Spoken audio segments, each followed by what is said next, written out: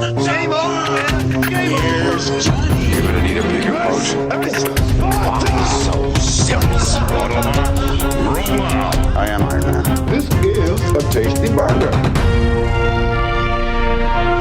Welcome to the InSession Film Podcast. Welcome to the second annual InSession Film Awards show. This is episode 99 for January 11th, 2015, and I'm JD Duran. And I'm Brendan Cassidy. Thanks for joining us this week, everybody. This show is going to be a ton of fun. And for our award show this year, we are joined by the awesome Matt Oakes from Silver Screen Riot. You can check out all his stuff at silverscreenriot.com. Matt, thanks for joining us, man. Yeah. Big award show. Woohoo, fireworks. Yes. It's going to be a ton of fun. And much like we did last year, if you guys listened to our show last year, we're going to have a bunch of categories that we're going to go down the list. Some of them will be familiar if you like the Oscars and that sort of thing, and some of them are kind of our own special blend of categories. With special blend. Special You blend. can't see me doing quotes because this is a podcast, but special. What are you mixing up illicit substances, or are you making Yeah, something to that effect. This has instantly became a PG-13 podcast. Oh yeah, I'll take one dime bag of your special. Maybe we should call it Doc Sportello and get some drugs in this system. Yeah, exactly.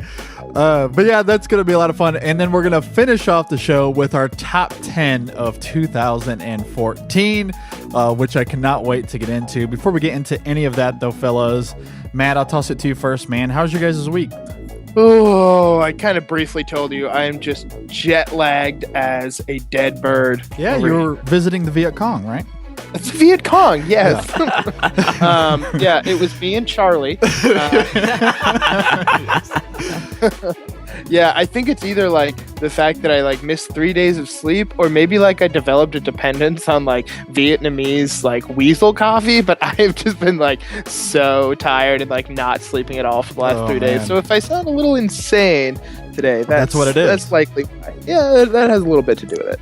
Well, I'm glad that you're here, jet lagged and all. Should be fun. How's your week? Well, Brendan? first off, Matt, did you say weasel coffee? Weasel coffee, yes. Okay, Weasel coffee is an expensive and highly sought-after coffee. One of the most expensive and sought-after coffees in the world, in fact. Interesting. And it gets its namesake from it's kind of like truffles. You know how like pigs sniff out truffles? Sure. Yeah. And like only the pigs can find the truffles. These weasels find like the best coffee beans in the world, and they eat them, and then they them out, and then and that is Weasel coffee, and it's like super duper good. It sounds That's like death by interesting. coffee. Yeah. I would love to try that, though. I know. So you learned something today. There you go. God, Learn I'm something every so day. glad Yeah. I'm here doing this. This is I can go now. My podcast times are complete. Yeah. This is great. This is I'm all going I to get needed. some weasel coffee. Other than that, week's going good. A dedication, man. I already told you. Yeah. I'm here in the studio again with you. I Which is drove 3 exciting, hours yes. just to be here because I want this to sound as fresh and consistent and as awesome as possible. So, how you doing? Yeah. Good, man. I'm glad that you're here. Thanks for making the trip. Oh, yeah. Yeah, always glad to have you in the studio. My week was pretty awesome. If you listen to our latest extra film, I talked about that. But the funny thing is, Brendan, so we had this great extra film. I was talking about how much of a week I had that I loved. And then Friday happened, and Friday was the worst. You got jinxed. Spoke too soon. I did. Friday was just an awful, terrible day. But you know what? I'm not going to let it ruin my weekend. I haven't let it ruin my preparation and excitement for the show. And it's been an amazing weekend because I got to catch up with Inherent Vice and Selma before getting into the show today. So despite Friday... I haven't done that. Yeah, so despite Friday, I've had a great weekend. So I'm back on track.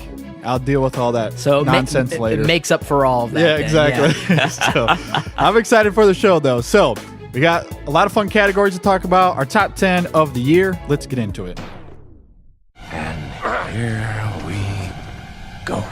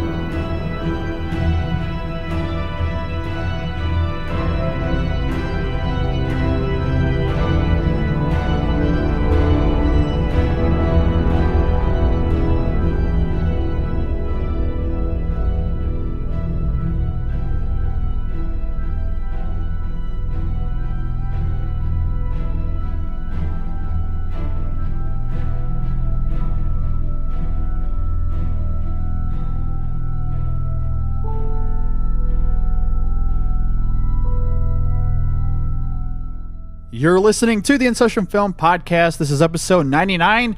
And all right, fellas, let's get into some of these awesome categories. First, we're going to start off with some of our special blend categories. You just had to go there again.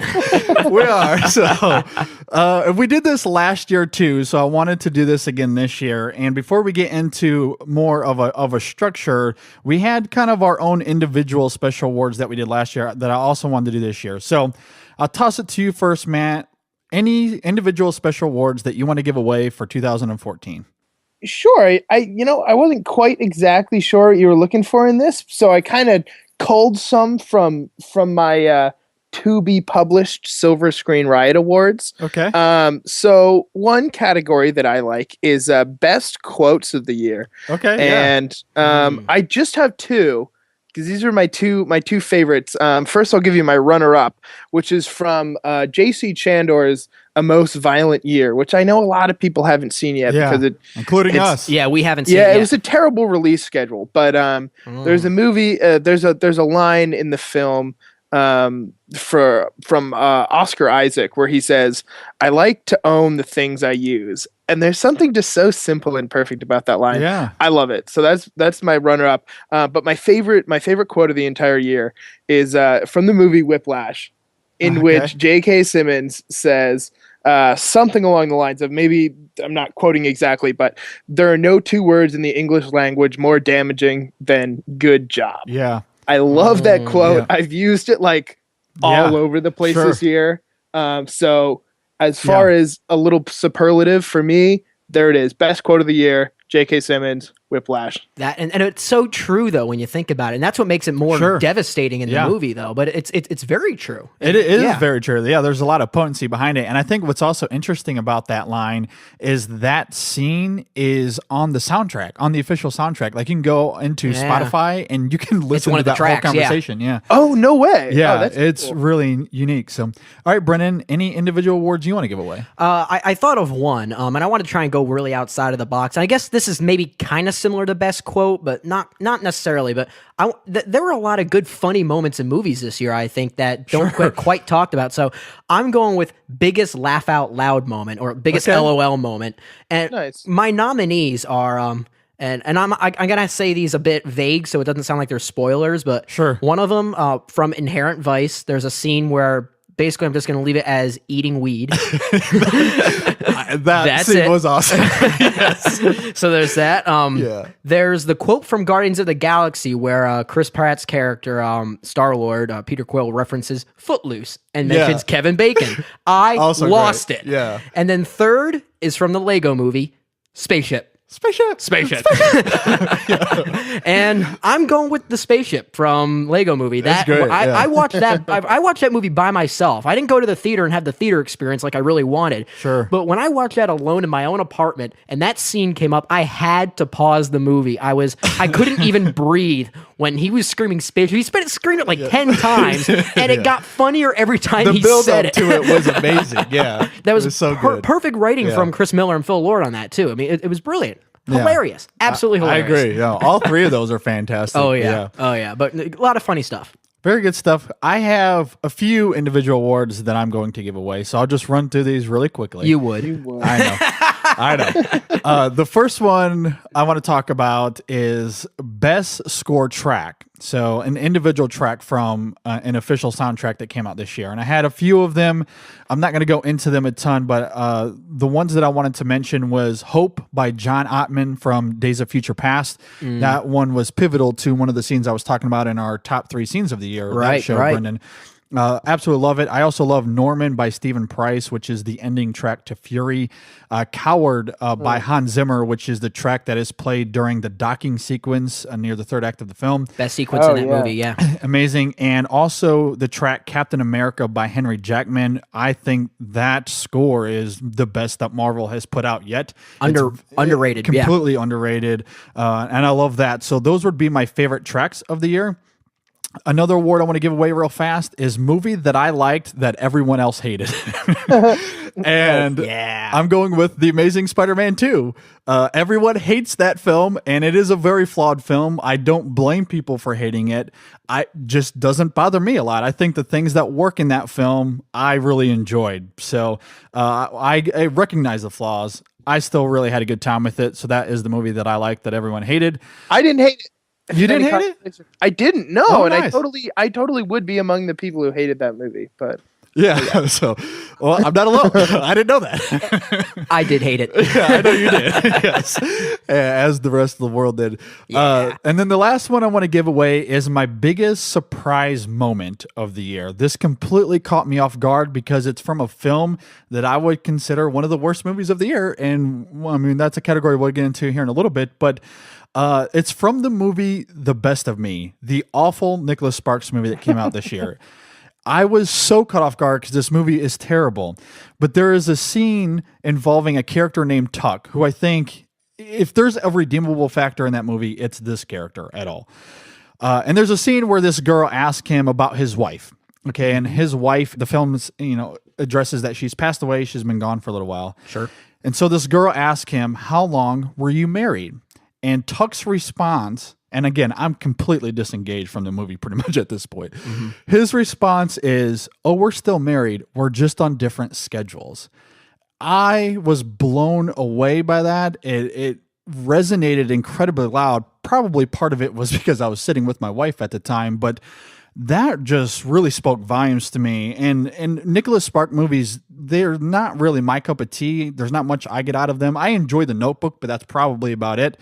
So in a movie that is complete trash, that line I thought was amazing. And I just did not expect that it came completely out of nowhere. So that would be a huge surprise moment for me. I remember you telling me about that. It actually sounds like Yeah. it sounds like a very mature line in a very immature movie. Yeah, pretty much. That's the best way to describe it. Pretty much. I think it's an amazing So line. you're saying there was one line in a Nicholas Sparks movie that you didn't completely hate? Okay. Exactly.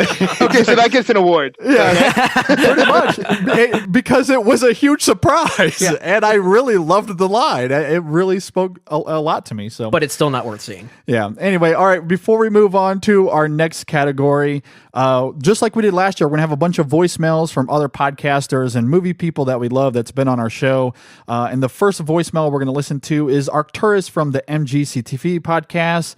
Arcturus, what was your number one film of the year? Hi, good evening, good afternoon, whatever time you may be there in the grand old US of A. This is Arcturus 101 from the MGCTV podcast, Movies, Games, Comics, and TV. I am very thankful for JD keeping me on the airwaves through his podcast, because our podcast is on life support and we haven't done much podcasting, but still go over to www.mgctv.co.uk to get your fix. In any case, I've been asked to give my favorite pick of 2014 as it relates to movies. Now, the most obvious choice would be to say Guardians of the Galaxy, because for a big comic geek like myself, that would be the go-to choice. But I have to admit, my favorite film of 2014 was Wes Anderson's The Grand Budapest Hotel. What can I say about that film? It is quite simply the best fun I had watching a film, and I watched with my wife as well. And I think we laughed so hard, and we even cried at the end, shed a tear for Ralph Fiennes' character. Spoiler alert, sorry. I think it's just so superbly shot. Everything is wide. It's superbly acted. It's got probably one of the best ensemble casts I've seen in a while. I mean, Ralph Fiennes is in there, Adrian Brody, Willem Dafoe, Jeff Goldblum, Harvey Keitel, Jude Law. It's just absolutely amazing. It just captivated me. Everybody plays their part so well. It's funny. It's really just, it's so nostalgic, even though none of us lived in that era. It's just so nostalgic. It's a nice, heartwarming story. And I have to say, it's a movie that I recommended immediately to all my friends, and we had such tremendous fun watching it. So 2014 best film for me was The Grand Budapest Hotel. All right, that's it for me. Take care. Thank you very much. Bye-bye. A great pick there, Arcturus, with the Grand Budapest Hotel. All right, guys, let's move on to our next category. And next, we're going to be talking about the best movie under the radar. And again, just to set up these categories, I talked about this on the show last year and in the preview that was on the site earlier this week, where Brendan, me, and Matt, we're going to each have our own nominees. So each of our nominees and our picks can be very different. But that's how we're doing this. So, Matt, what would be your 3 nominees for best movie under the radar, and what would you go with? Okay, so I would go with The Drop, Cold in July, Kumiko the Treasure Hunter, and my winner was Cheap Thrills. Oh, man. Yeah. Well, JD, what do you have to say about that? I'll say I got Cheap Thrills under a different category that I'll talk about here in a minute. Oh my God. I loved Cheap Thrills. I thought it was just, I have it like resting right around the very edge of my top 10 all year. But I just thought that was just such a bold, brash, brilliant little flick, and it came out of nowhere. I loved it. It seems like you're setting it up to say you hated it, but yeah, I had a very, very different reaction. I hated just about every second of that movie. It felt a lot like Michael Bay humor that they were trying to take serious, and it just didn't work for me. I thought it was absolute garbage. But way to bring everything back to Michael. Well, that's what it felt like to me. There's a scene where a guy poops on a floor. If that's not Michael Bay humor, I don't know what is. I mean, it just didn't work for me at all. But anyway, Brendan, what would be your 3 nominees? What would you Thank go God with? I can't comment because I haven't seen it yet. Anyway, my 3 nominees for best movie under the radar. So, okay, first off, I've got the first time I've ever been on the show. We reviewed Blue Ruin, which is on Netflix now, but I feel like it's still not picking up a lot of steam. Great crime movie. Also, I've got the foreign language film, which I think is kind of a cheat at this point, Force Majeure, because I think it is kind of picking up steam at this point now. But I had it in my nominees earlier, and I think it demands more viewings. And my winner for this is a movie we also reviewed on this podcast, JD, is a very small movie called As It Is in Heaven. Oh, yeah. That is my pick for movie under the radar, and it was a local film. Joshua Overbay, a Lexington local, or a Kentucky local rather, who made this film on a very small budget, and it's one of the better films I've seen this year that addresses religion in a very open-minded way. And it's so gray, literally gray. Even the movie looks kind of gray, you know. So but it had this really great aesthetic that almost kind of reminded me a lot of like a movie like There Will Be Blood, the way it kind of tackles religion in an open-minded way, but felt almost like a horrific kind of movie. It's so under the radar, but so well acted. One of the best shots of the year, and the final shot, as you talked about many times. It's wonderful, and I think if people can find this, As It Is in Heaven from 2014, seek it out. I have an update on that too. That movie is getting a VOD release in early February, I believe Josh told me. So, oh, really? So it is going to become available on iTunes and Amazon, pretty much everywhere on VOD very, very soon. Yeah, I implore people to check it out. It's a rewarding experience. Yeah, I agree. Very good stuff.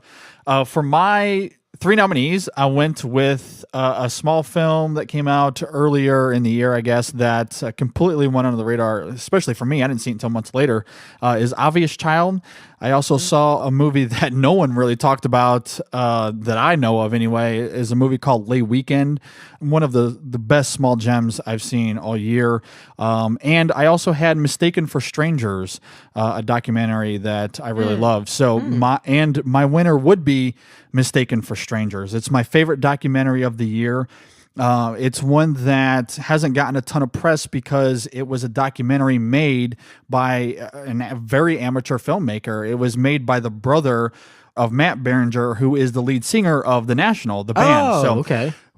I love that band. I think they're a really great band. I agree. And so his brother Tom ended up making this documentary about his experience being on the road, and through the documentary, you find out that maybe he's not all there mentally. Like, he definitely has some struggles. And the last half of that movie just floored me. It becomes less about his experience on the road with the National and more about his relationship with his brother and the dynamics and the struggle that's there. And I loved it. I mean, I was absolutely just floored by what was going on. So for me, Mistaken for Strangers would be my best movie under the radar. FYI, I interviewed him last year. Oh yeah. I remember that on your site. Yeah. Very cool. Check it out. I haven't seen any of those, so I can't really comment, but now I'm intrigued. Yeah, Now I I'm would intrigued. recommend all of them for sure. All right, let's move on to our next category and biggest disappointment. But before we do that, let's hear from Dan from Talking in Circles. What is your number one movie of the year? Hey there, InSession Film listeners. Dan Clark from the Talking in Circles podcast here to give you my number one film of the year. It was quite a hard choice to make, as it always is, but when all said and done, I ended up going with the British prison crime drama Starred Up for one major reason. It has everything I look for in a great film, starting with powerful performances by Jack O'Connell and Ben Mendelsohn. Each had this uncanny rage which was impossible to contain.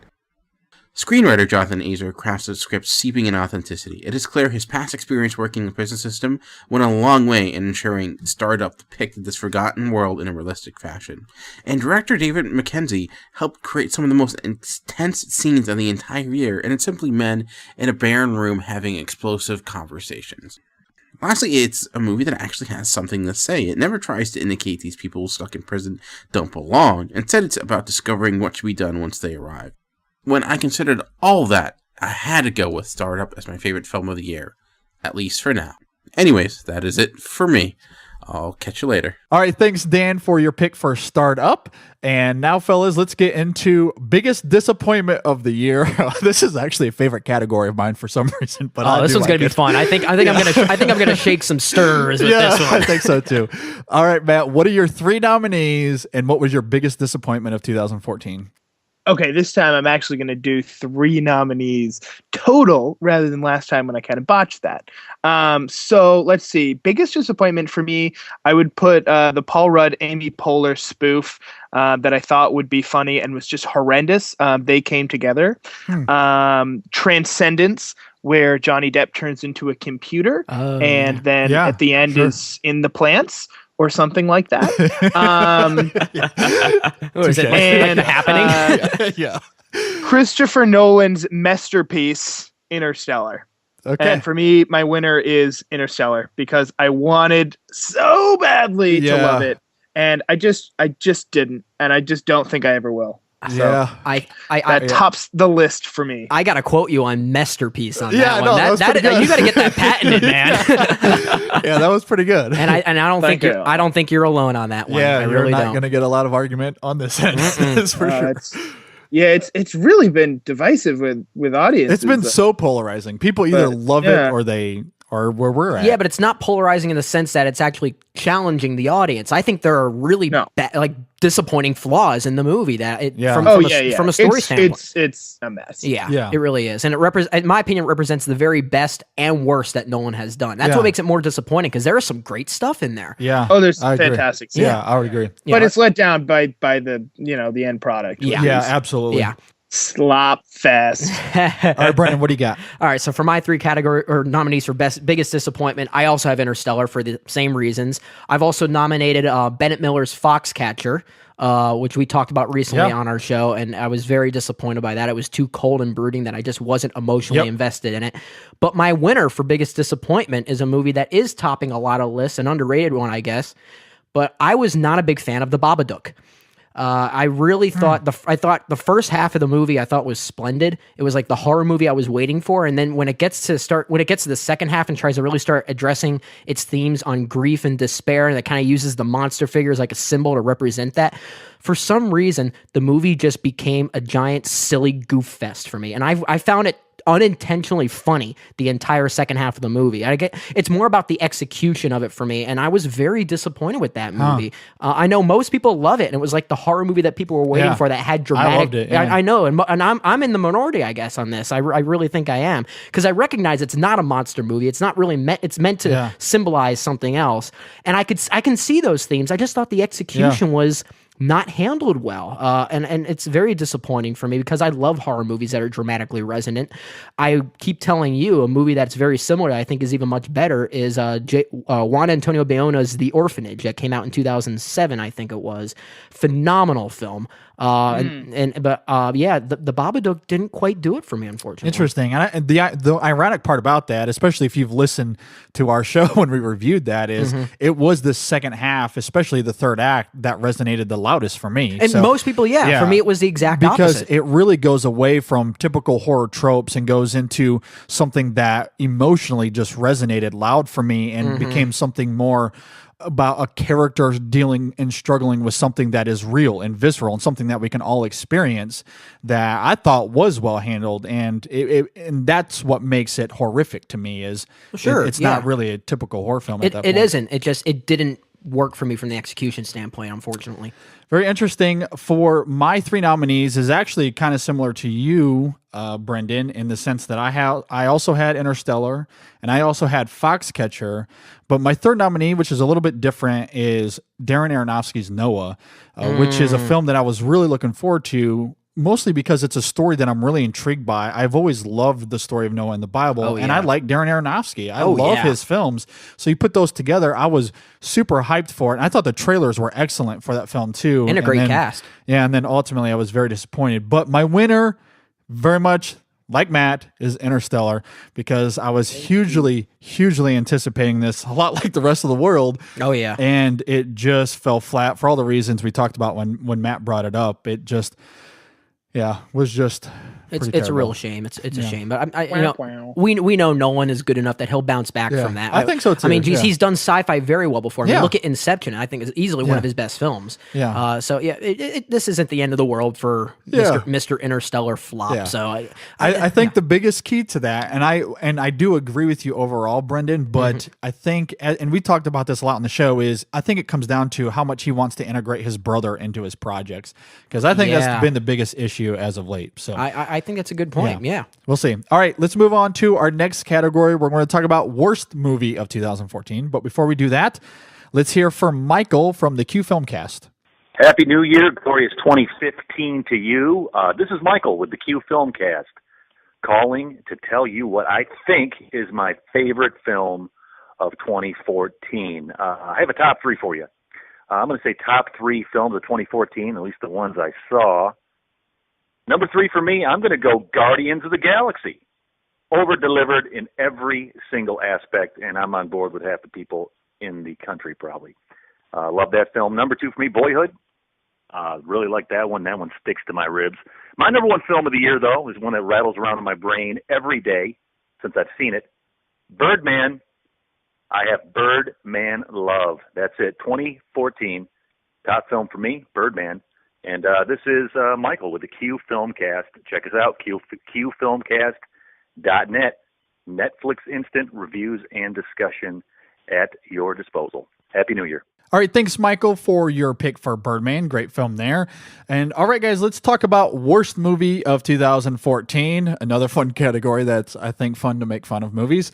So, and it's something that's just inevitable, right? I mean, there are terrible movies. Yes, but There were some terrible movies. But it's not worth making a top 10 worst out of it. Yeah, 'cause I don't think so. That's just painful. It's depressing enough coming up with 3. yeah, so. yeah. Oh, Yeah. ugh. All right, Matt, what would be your 3 nominees and what would you go for? Okay, so the 3 worst movies of the year, in my humble opinion, even though there are many more contenders for this, but the Chloe Moretz starring death drama romance. If I stay. Teenage or falling in love with a cello's involved and just one death after another, and it's so bad. If I stay. Divergent is just such a shitty movie. And we got 2 more coming out, and I guarantee 3 more. They'll turn the last one into 2 parts. Yeah, of course they I mean, will. Yeah. God, if that movie was an hour shorter, it wouldn't be so punishing. Yeah. And if they didn't have Jai Courtney, it wouldn't be so punishing. Exactly. How does he keep getting work? I don't know. How does he keep That getting movie work? is an hour and 39 minutes long. Yeah. Like, Jesus, pull out my fingernails. But I actually have one that beats both of those, and that is the movie Horns, with Daniel Radcliffe playing a guy who's accused of raping his girlfriend, and then he magically grows horns, and like there's a boa constrictor that starts functioning as a scarf around his neck for the rest of the movie. And the growth of the horns inspires people in his town to admit to him their deepest, darkest desires. And that often means a girl who wants to eat a box full of donuts or a woman that wants to beat her child. It is just the worst movie I've seen in quite some time. I just had to see what happened. It was like watching someone get hit by a car. It's so bad. And perhaps the worst thing about it is like it does purport that it has like some intelligence behind it, but it just doesn't. It's just so dumb. And apparently the book on which it's based won the Bram Stoker Award for Best Novel back in 2010.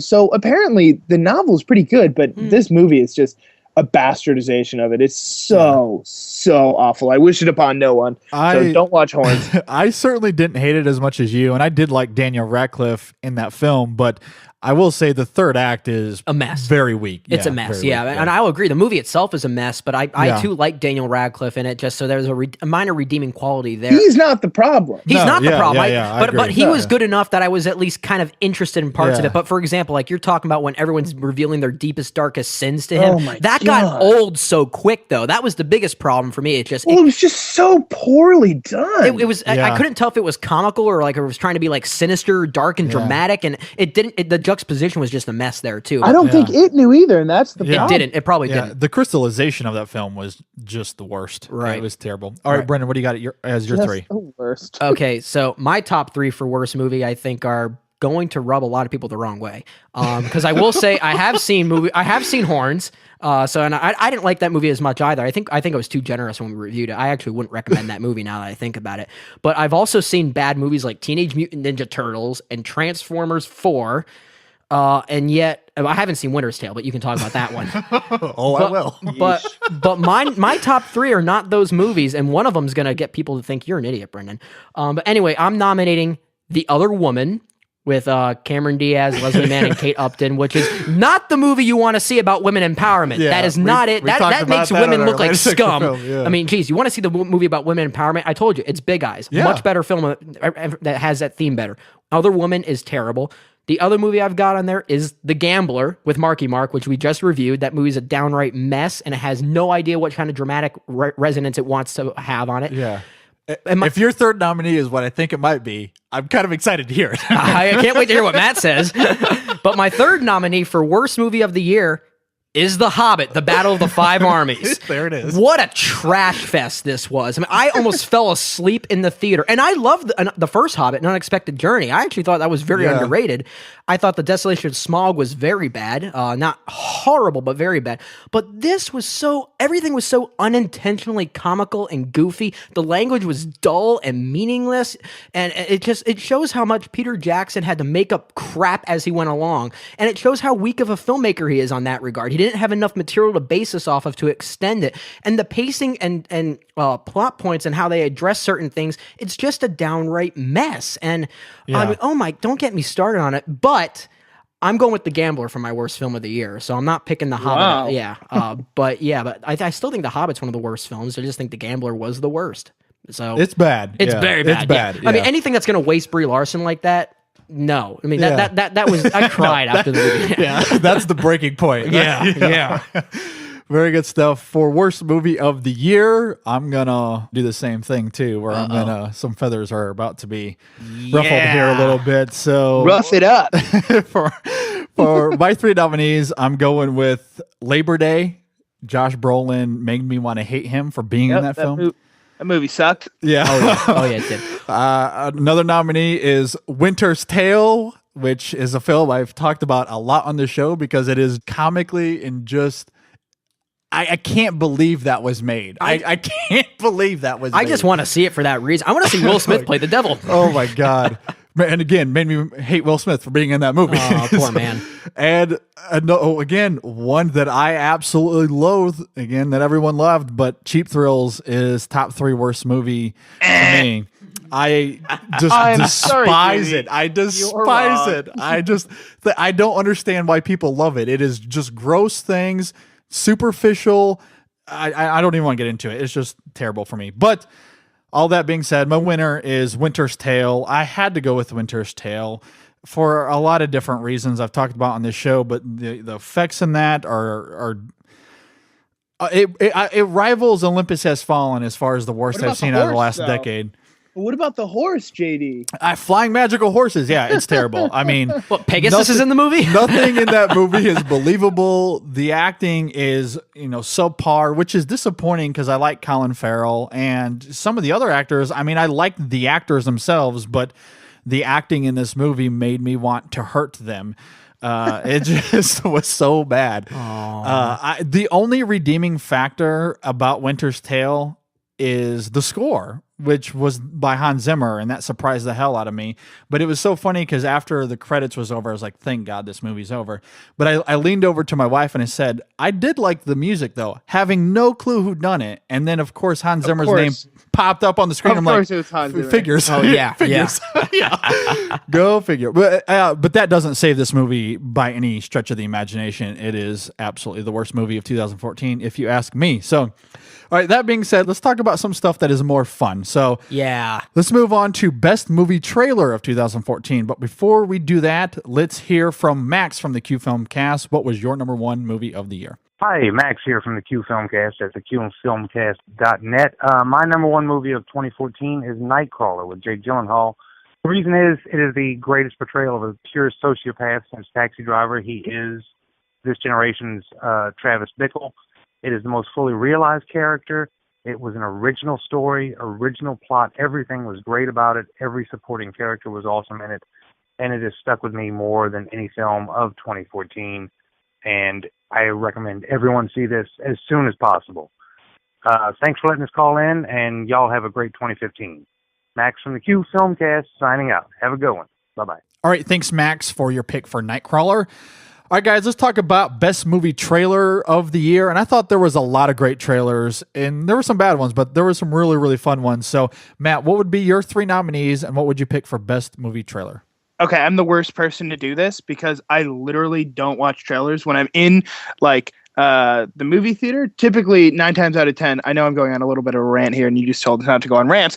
But at press screenings, they don't show trailers, except every once in a while they'll show a trailer.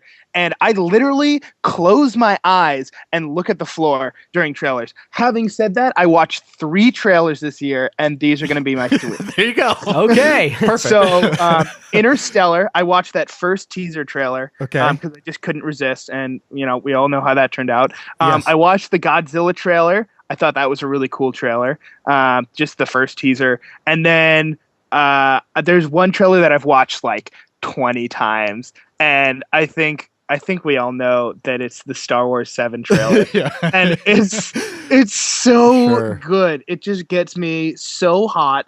And I just, I'm really looking forward to that movie. I just did my top 50 most anticipated, and it's number 1. And dear Lord, if it lets me down, I think I'm just going to give up on life. So, yeah, Star Wars 7. Very good Best stuff. movie trailer. The dark side and the light. That's crazy. Well, they've confirmed that's Andy Serkis doing that voice. Oh, is it? Yeah.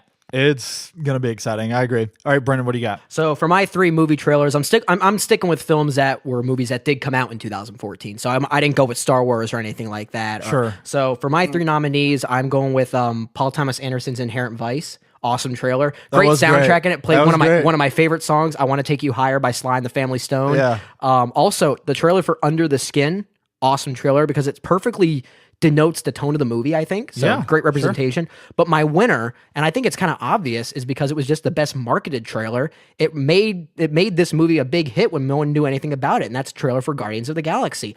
And another funny story about that is after that trailer came out, number 1 on iTunes was Hooked on a Feeling by Blue Suede. Crazy. But it makes a lot of sense because they pick a song most people don't remember that was a one-hit wonder, but still sounds timeless and fresh today. A lot of people probably thought it was a new song. They and probably liked it. did, yeah. But it's brilliantly placed, and I think it defines the tone of the movie perfectly and is the reason why the movie was a big hit. So I got to go with Guardians as the best trailer of the year. Yeah, it's phenomenal. Very, very good choice. Right. For my 3, I guess to kind of bounce off of that is I also had Guardians of the Galaxy. Mm-hmm. I had Dawn of the Planet of the Apes. They had the teaser trailer, and then that first full-length trailer is the one that I'm specifically talking about. So technically their second one.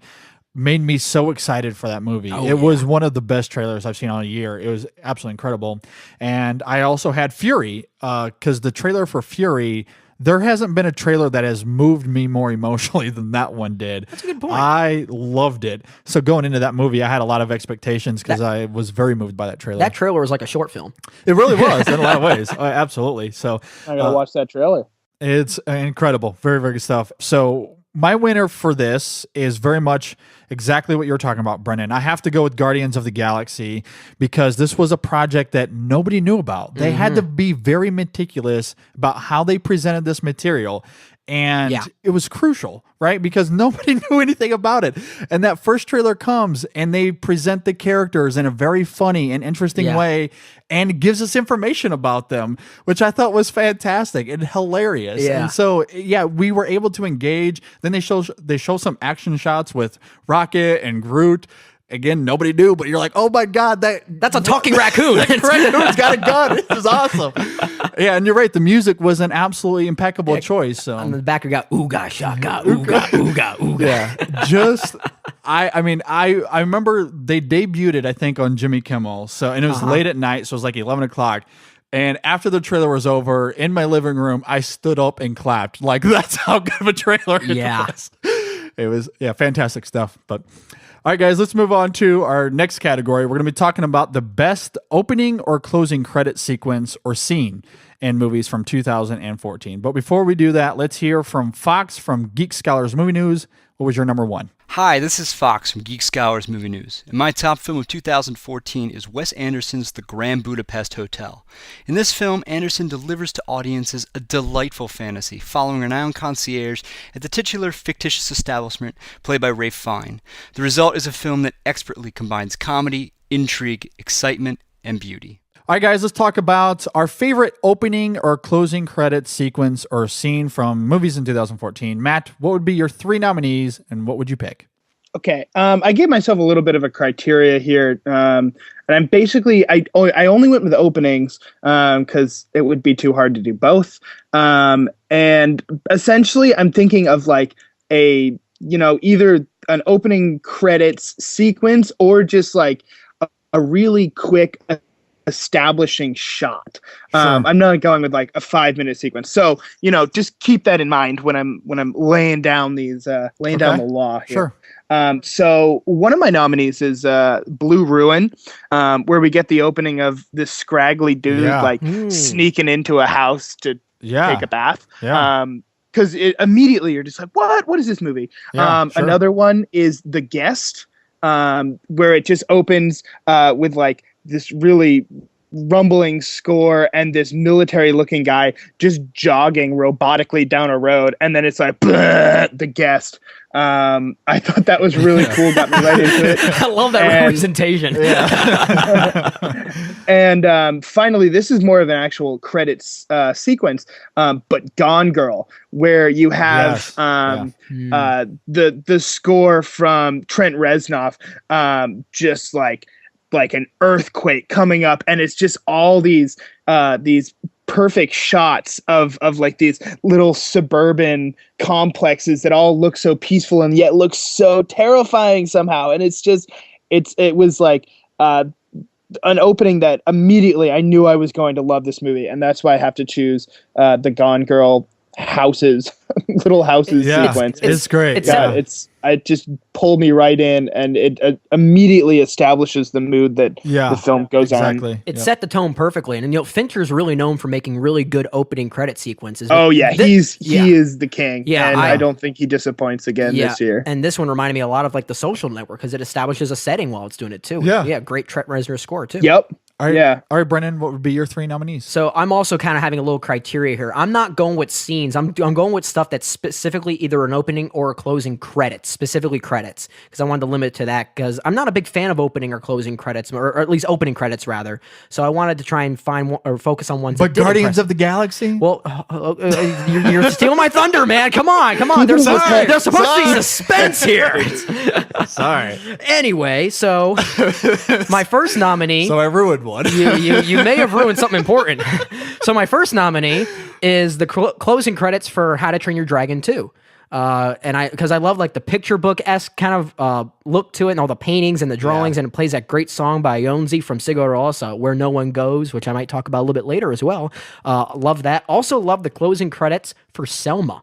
With the photographs of actually everything that happened, and that great song by John Legend that you hated in the trailer. Yeah, that wasn't in the trailer. It was just another hip hop song. But somehow the hip hop in that original song worked for me because it was just a beautiful song. Yeah. But my winner is the opening credits for Guardians of the Galaxy, where they play, where you got Peter Sorry Quill. That I spoiled that for you, son of a bitch. Where you've got Peter Quill lovingly dancing to find this orb while he's playing "Come and Get Your Love" by Redbone. But not only does it set up the tone for the movie, but it's a great juxtaposition between that really heartbreaking first act before the Marvel Studios logo appears, and I love that. But and plus, I love that kind of music. I love that song, so it's just kind of biased for it. But it's just I'm sitting here thinking, watching that movie. Oh, they have opening credits. Oh, I'm bored already. I don't like this. But then he plays that song, and then right when that gets to the main part of the song, the giant flash of Guardians of the Galaxy title appears, and I was like, okay, I get it. I'm with it. That's awesome. Yeah. So I got to go with that. It just plays right into that same mood that they created in the trailer, which was amazing. I agree. I agree. So my 3 nominees is that. I went also with the opening from Guardians of the Galaxy, although I did highly consider the Dancing Groot in the end credits, so I thought was with Jackson 5. Yeah, that's another good point. That was fun. The opening to How to Train Your Dragon 2, as soon as Jay Baruchel's voice pops in, you see them riding on the dragons, and you got that amazing score by John Powell in the background. It immediately put me in the spot from what I loved so much about the first How to Train Your Dragon. So I'm immediately invested in this world. It's like, as much as I loved it, I'm 2 seconds into this and my emotions are already going. So it really, I think, paved the way in a huge way for me to enjoy that movie the way I did. Absolutely. And for all the reasons you guys said about Gone Girl and its opening, which is why I ended up picking it as my winner here, because I love the mood that it sets immediately, as you guys were talking about. And I love how the opening credits, so like the names are popping up and they're there for like half a second. Like, it's so fast, and it's like Fincher's like, okay, we're putting up all these names, blah blah blah, whatever, let's just get into this already. But it creates like paranoia too. It's like, because your eyes are going all over the place. It's great. So I absolutely loved it. So that's what I would pick as my best opening or closing credit sequence, and a rightful choice. Very good stuff. It would have been an honorable mention for me. Airbound, exactly. All right, guys, let's talk about Best Surprise Actor or Actress from 2014. But before we get into that, let's hear from Ben and Matthew from the JT Movie Podcast. What was your number 1? Hello, it's Ben and Matthew here from the JT Movie Podcast, bringing you our top film of 2014. Now, it was a combined consensus. It was. It's fair to say. There was no disagreement. There wasn't. Our favourite film of 2014 was the British film, Under the Skin. Science fiction, fantasy, bit of horror. Mix of genres. Naked Scarlett Johansson. A distinct mix of genres there. Something for everyone. You do emphasise that a lot in your review. It's quite an unusual film in that part of it was filmed using guerrilla film making techniques, in that the subjects didn't necessarily know they were being filmed at the time. Obviously, you got a major A-list star like Scarlett Johansson, who in a very small budget film, driving around Glasgow in a van through Celtic supporters. Yes, luring men into her van that she then takes back to a house, and unpleasant things happen. Let's leave it at that. We don't want to spoil it. No, but it's a film that was haunting, both in its visuals and its acoustics. It's never left me. No, and one which certainly sits with you, as you say afterwards. You can take it and reflect at will. An unusual choice, I think. Although I've heard a few people say that they liked it. It can be quite divisive. It can. It's been labelled a bit pretentious by a few people, but I just think it was the most claustrophobic I've ever felt in the cinema. Yeah, absolutely. It was a very visceral experience, and it stayed with me. Indeed. So we recommend it, and if you've not seen it, be sure to catch it at some point this year. Indeed. All right, guys, let's talk about our favorite surprise actor or actress from 2014. This was one of my favorite categories we got to do last year, so I was really looking forward to this one. Matt, what would be your 3 nominees, and who would you go for? Okay, so these 3 fellas, because I chose fellas, I am immediately regretting not putting an actress in there. It's okay. But I'm not a sexist. But I just had to make that clear. The fact you had to say that, now people are going to think you are. I could do a whole different category for actress. But so my three are all people who I either know something about or had expectations of, but they really kind of came out and delivered a performance that I had no idea what was in store. Yeah. So the three I'm going to go with is Dan Stevens for The Guest. His whole like Terminator Born thing is just awesome, and he just owns that movie. Sure. Don Johnson in Cold in July, because once he shows up, you're like, oh my god, who is this guy? Yeah. Like what? Yeah. He just owns this movie.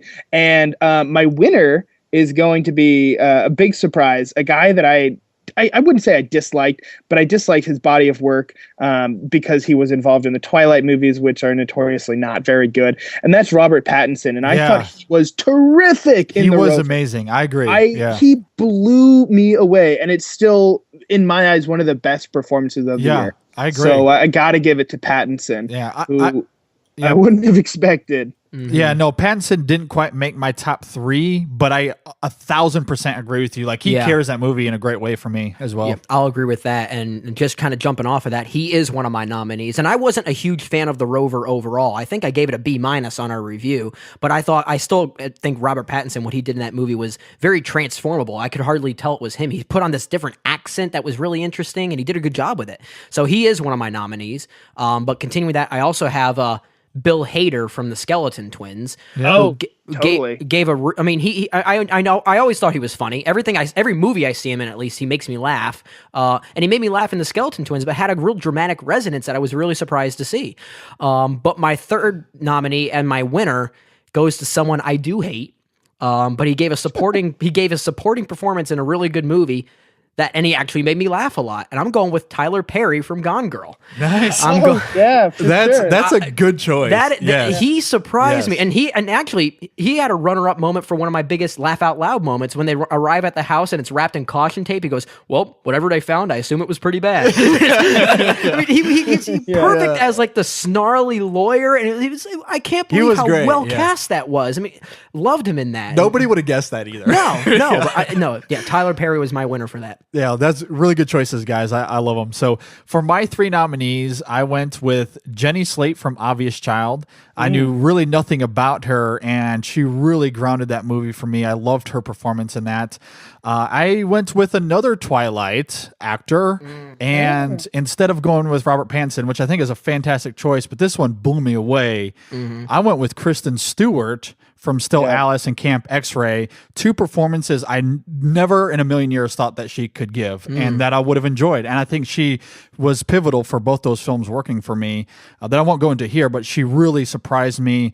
But my number one, I'm going to an actor that I think has huge potential from what I've seen from him this year, and that is Jack O'Connell from Startup and Unbroken, and more specifically from Startup. I saw the trailer for Unbroken before I watched Startup, and I was like, I don't know who this actor is. The trailer it didn't really grab me a whole lot. It felt very Oscar bait biopic, yeah. And so I watched Startup not knowing that was Jack O'Connell, and I loved that movie. I loved his performance. He blew me away, and he made me excited for Unbroken just based on that performance. And it's one of the best performances of the year, especially one that flew under the radar. And I thought he was one of the best parts of Unbroken, even though I didn't really care for that movie overall.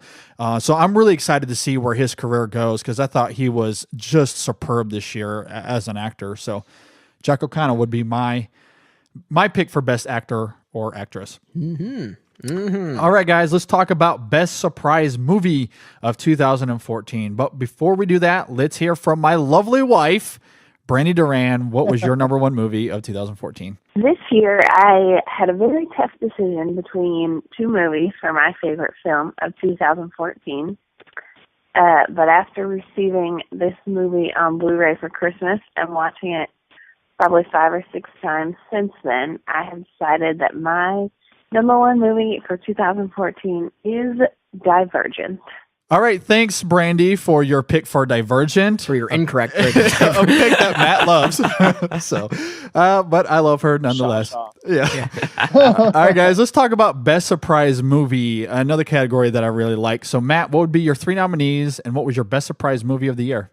So my 3 nominees, I'm gonna actually have 3 all from Sundance, because what better than Sundance as a venue to go into things not knowing what to expect and being blown away. So none of these had any hype build up around them before I saw them, which really made the experience all that much better. So first is the squishy femme fatale sexploitation movie Wetlands, which people still haven't seen, but comes out on Netflix on Tuesday, and it's awesome. It's so good. I've been encouraging people to see it all year, but it's been really hard to find because it's so gnarly. The Guest is another one, blew me away. Saw it at Sundance like my second night, and it was awesome. And my winner was the opening night film of Sundance last year, and that is Whiplash, because in the past, the opening night film has been like kind of meh. And I was like, oh, I'll just go see one movie. And it just floored me. And it's just gone on to become, like pretty much every reputable top 10 list of the year. So that's really unique, Matt, from your perspective of things, because you cover so many of these festivals early on in the year that when you go into these festivals, your expectations of what you're about to see is very different than Brennan and I, because by the time Whiplash came out, we have already heard great things about it. So it's not necessarily going to be a huge surprise to me if it's great. So that's really interesting to hear your picks come out like that. I agree. Yeah, it's a really nice juxtaposition between what the norm would be and how a different perception of that would be. Yeah, me up on the top tier, and then the peons below. Something like that. It's trickle down film.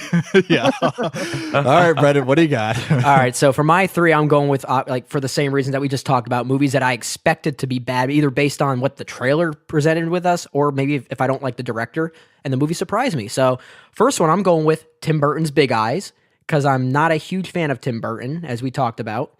But that movie I thought was surprisingly great.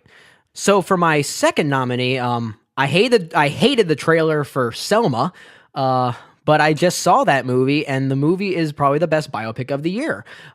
So that movie took me by major surprise. And when I first, I remember how much you hated that. Yeah, trailer. they played hip hop music in the trailer. I was like, this is supposed to take place in 1964. And it's like, what are they doing? But then I saw Oprah Winfrey in the trailer. I was like, okay, this is going to be just so preachy, and she's probably one of the producers. But no, it was such a well-realized biopic, and we might talk a little bit about it later. But my biggest surprise movie, my number one, is a movie when I heard the idea of it, I thought there's no way this is going to be good. And it ended up being, even among other people, one of the best movies of the year. I'm going with the Lego Movie. Because when I first heard about this, I was like, there's no way this is going to be good. And it was phenomenal. just what the heck? It was so funny and so witty. And then at the end, it was so heartfelt. It's like they got the writer from Toy Story 3 to come and finish the movie. And it was like, it worked though, but I loved it. So biggest surprise for me was the Lego Movie. That's really curious to hear you say that. I mean, I actually really did like the trailer, so I was kind of anticipating it. I think it was more the idea of it. Yeah. So, I could understand that for sure. But yeah, those are some really great choices. For my best surprise movie of 2014, one of my nominees is Edge of Tomorrow.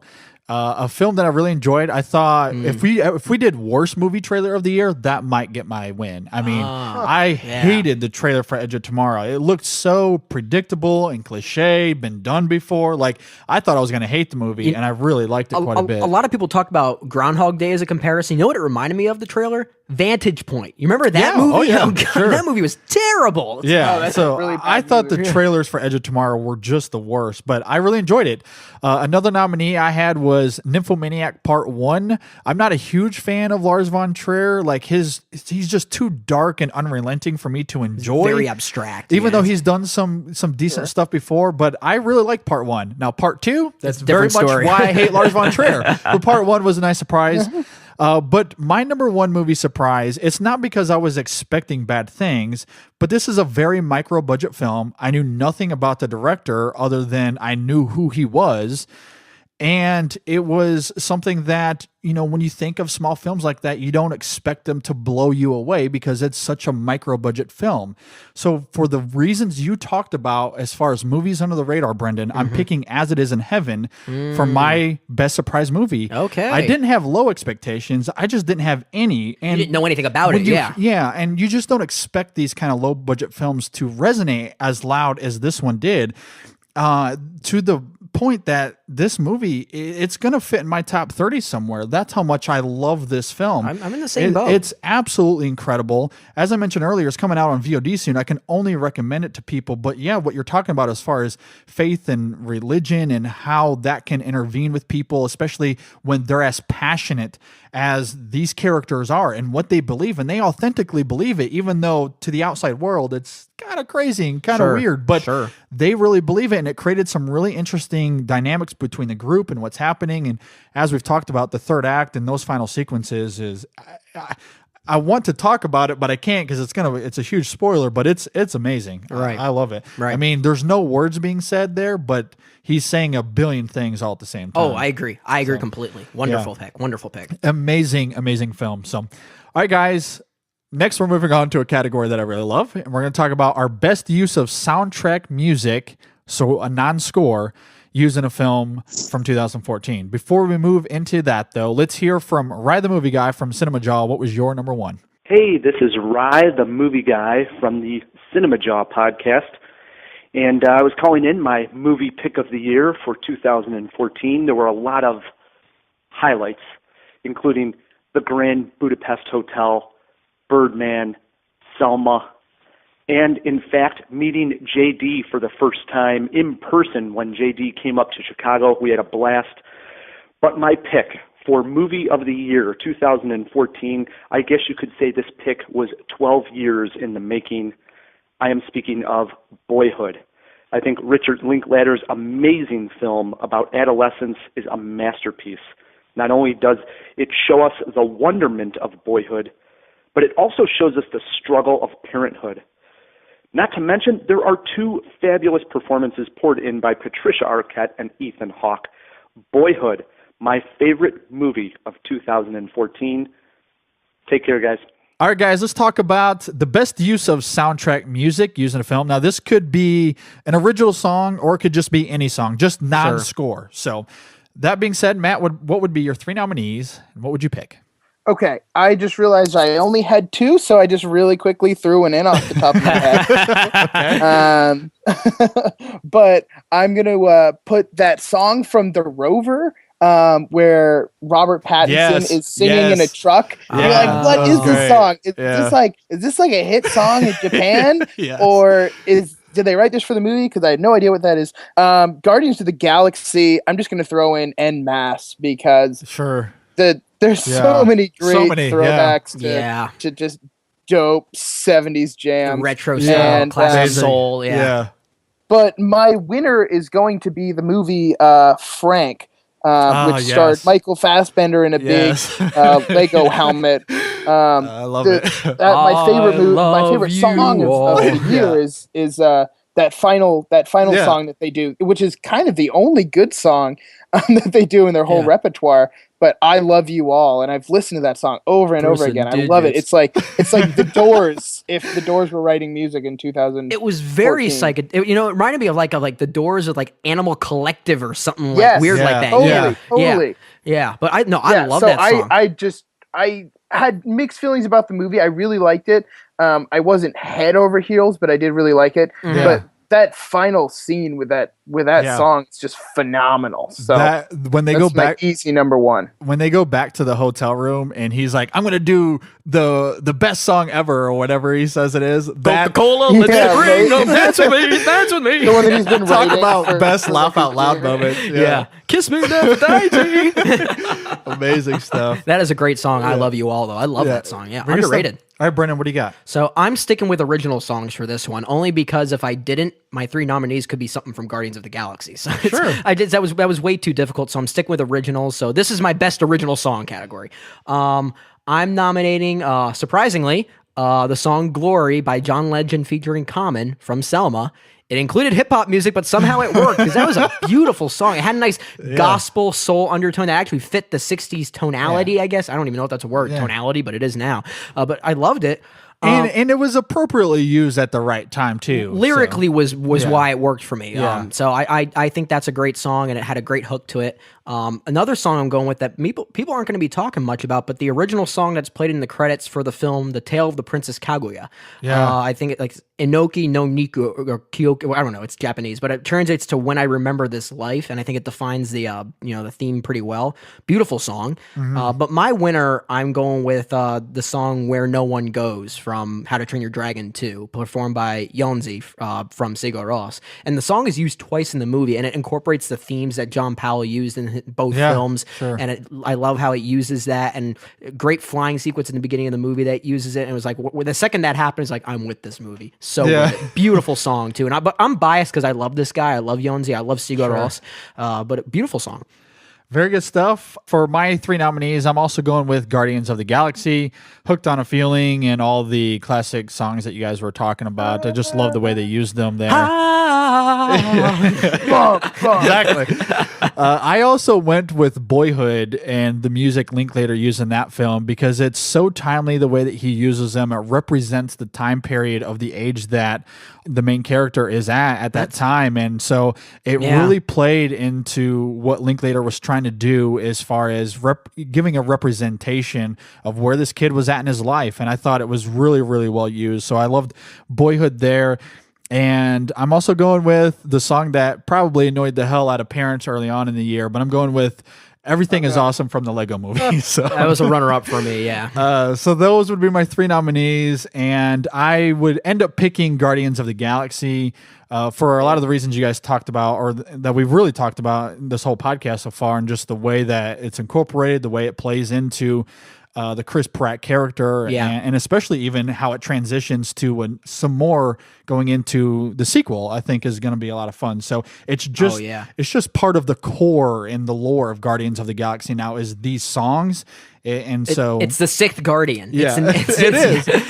Very much is. So I love it, and how that was incorporated was amazing. So. Yeah, definitely. All right, so for the rest of our categories, these are going to be a little bit more traditional, if you will, going forward. So the next category we're going to talk about is Best Score from 2014. Before we move on, let's hear from Jonathan Berry. What was your number 1 movie of 2014? Hey, JD, it's Jonathan, and this is my voicemail for my favorite movies of 2014. That's right, plural movies. I couldn't pick just one, so I got one big budget blockbuster, and of course it's a Marvel movie, but no, it is not Guardians of the Galaxy like most people.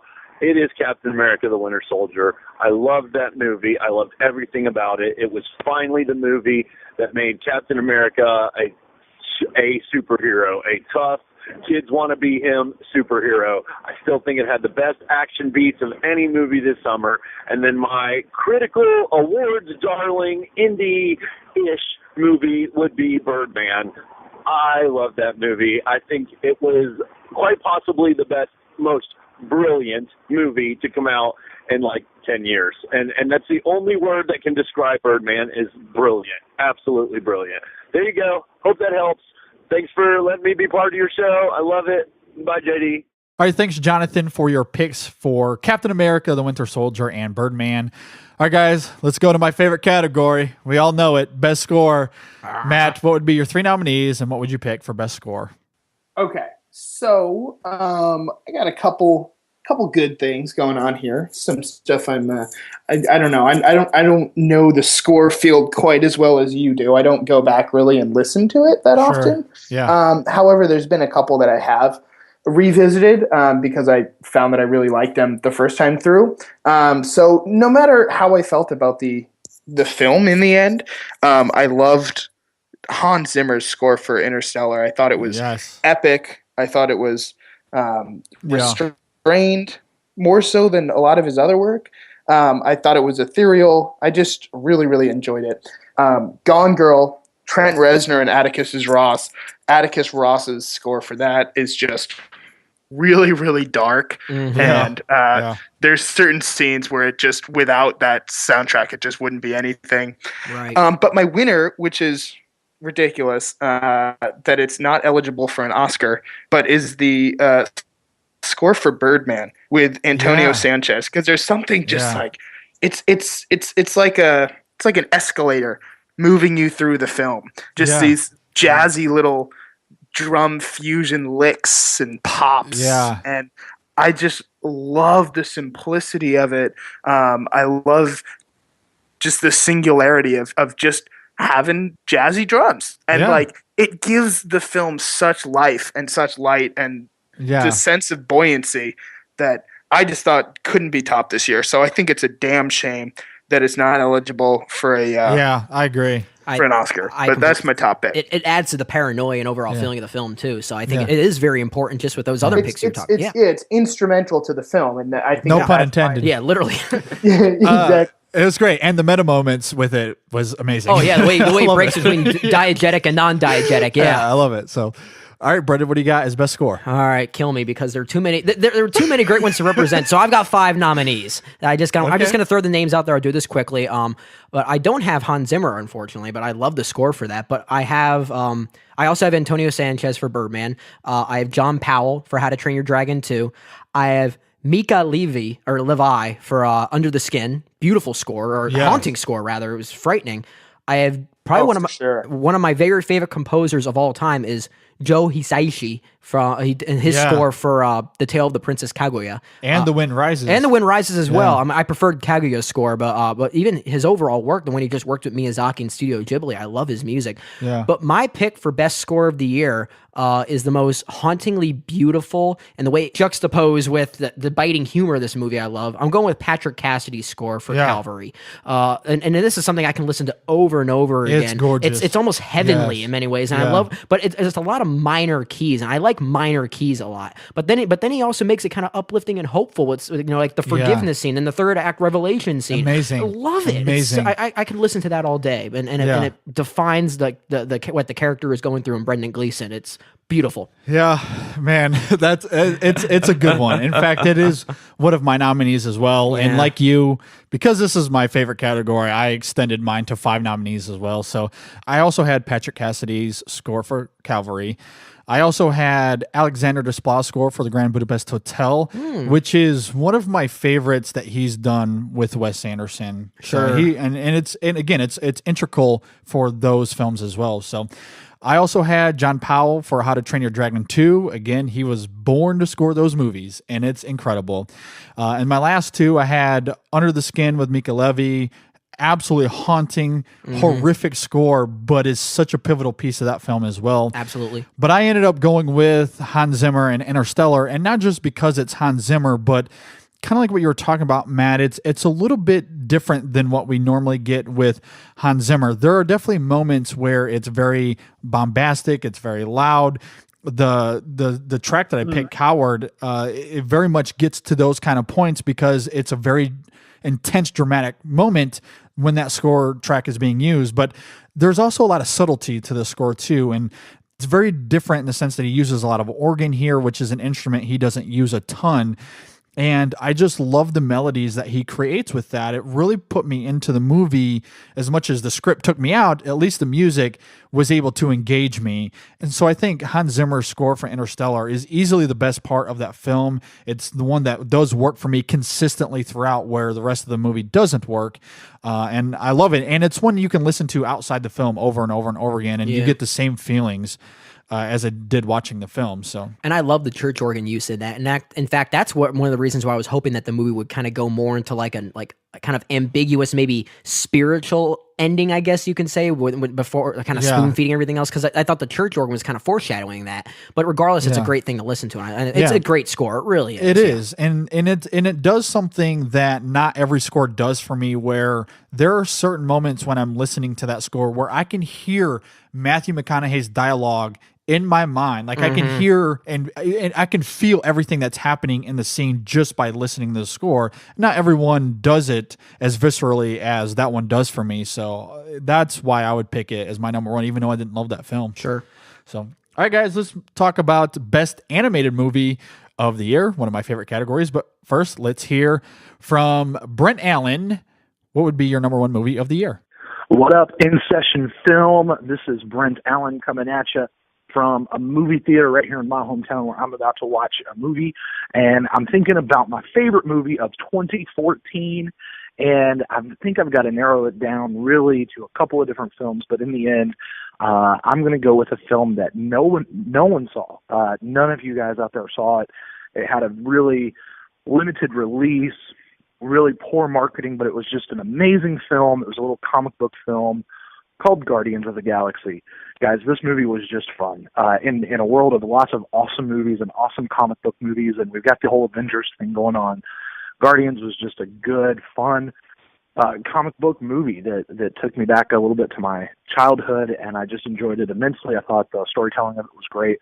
The visual effects were great. It brought color back where we've been experiencing all this darkness of movies lately. So that is my 2014 pick for Brent Allen's personal favorite movie of the year. It was the one that I was hoping and praying I would get as a DVD, Blu-ray, HD combo, digital archive thing, and I got it. And actually, I bought it earlier as well, so don't tell people that got me the gift either. So that's it. Y'all have a great year. 2015's got a bunch of good movies coming out. I'm going to go see a few. Maybe I'll get to come on and talk about them.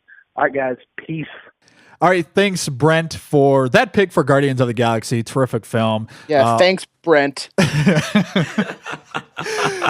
All right, guys, let's talk about Best Animated Movie, a category that I love quite a bit. Matt, what would be your 3 nominees? What would you pick for Best Animated Movie? All right.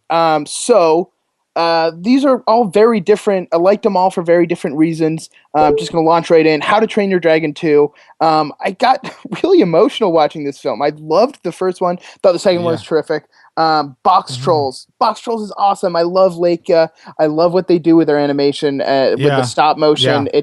It's just so gorgeous. And this is like their best looking film, even though it's not my favorite. That honor goes to Coraline. But it's a terrific movie, and I love the motif of cheese. Cheese and politics.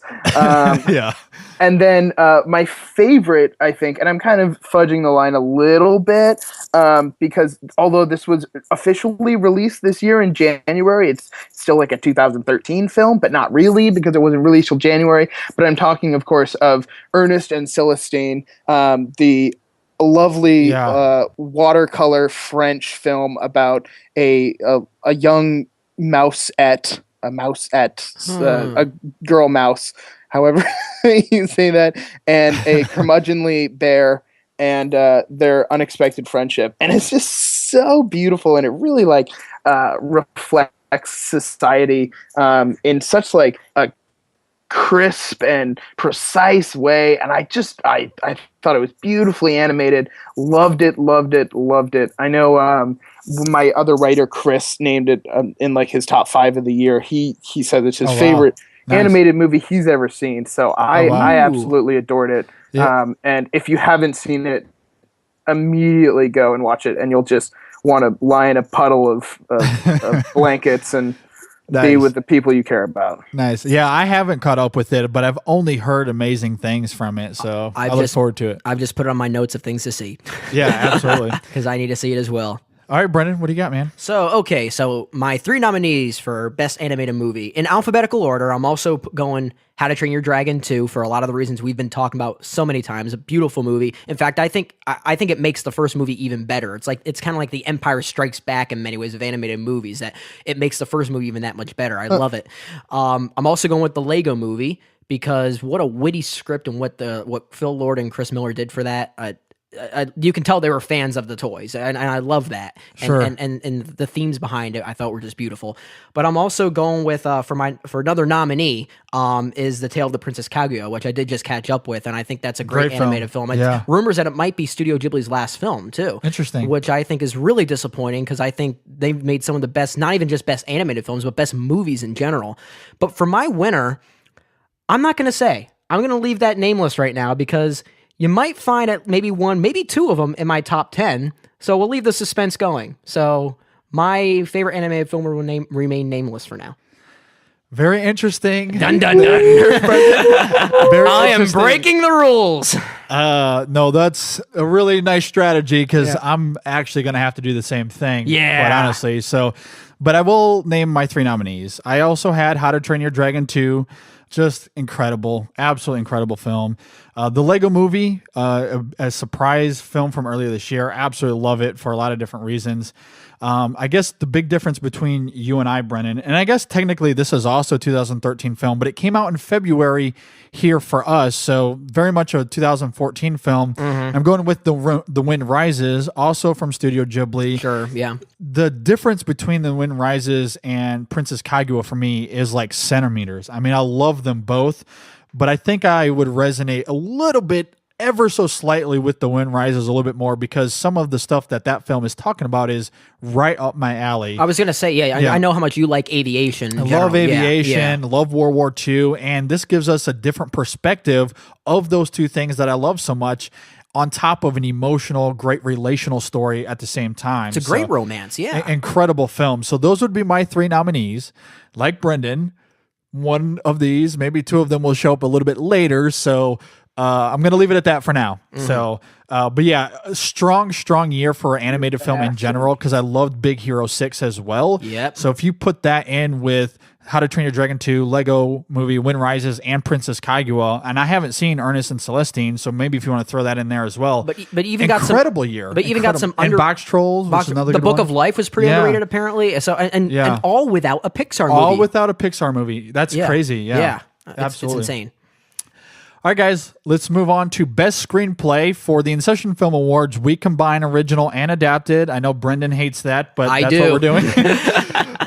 That's how we do it here, though. So we're going to combine the both of them. But before we talk about Best Screenplay, let's hear from our awesome friends at Simplistic Reviews. What was your guys' number 1 movies of 2014? DJ and Matt here from Simplistic Reviews, here to give InSession Film our best film of 2014. And Matt, buddy, I gotta tell you, my best film of 2014, by a landslide, easily Winter's Tale. I mean, it is a cinematic masterpiece, overlooked in every single Oscar list for some odd reason. The majesty, the writing, the flying horse, it all took my breath away. Akiva Goldsman Akiva Goldsman. I mean, you can call him Akiva Goldsmith, Akiva Goldsman, whatever you want to call him, but this guy knows his way around a typewriter. What are you saying? What is your best film of 2014? I really don't know if it gets better than Winter's Tale, to be honest with you. Who would have thought that Winter's Tale would have been like the most miraculous thing we would have ever seen? I mean, how often do we get to see Will Smith as a devil or Russell Crowe in a bowler cap? Wait. I'm sorry to interrupt you, partner, but I'm getting a letter here sent by Justin Polizzi urgently. He's traveling, but he did send me this letter here and says, not only is Winter's Tale the best film ever made, it is the best thing ever made. I gotta tell you, that might even be an understatement. I don't even know. There's a lot of things that have been made. We're just fucking with you, JD. None of us have seen a Will Smith movie since Bad Boys 2.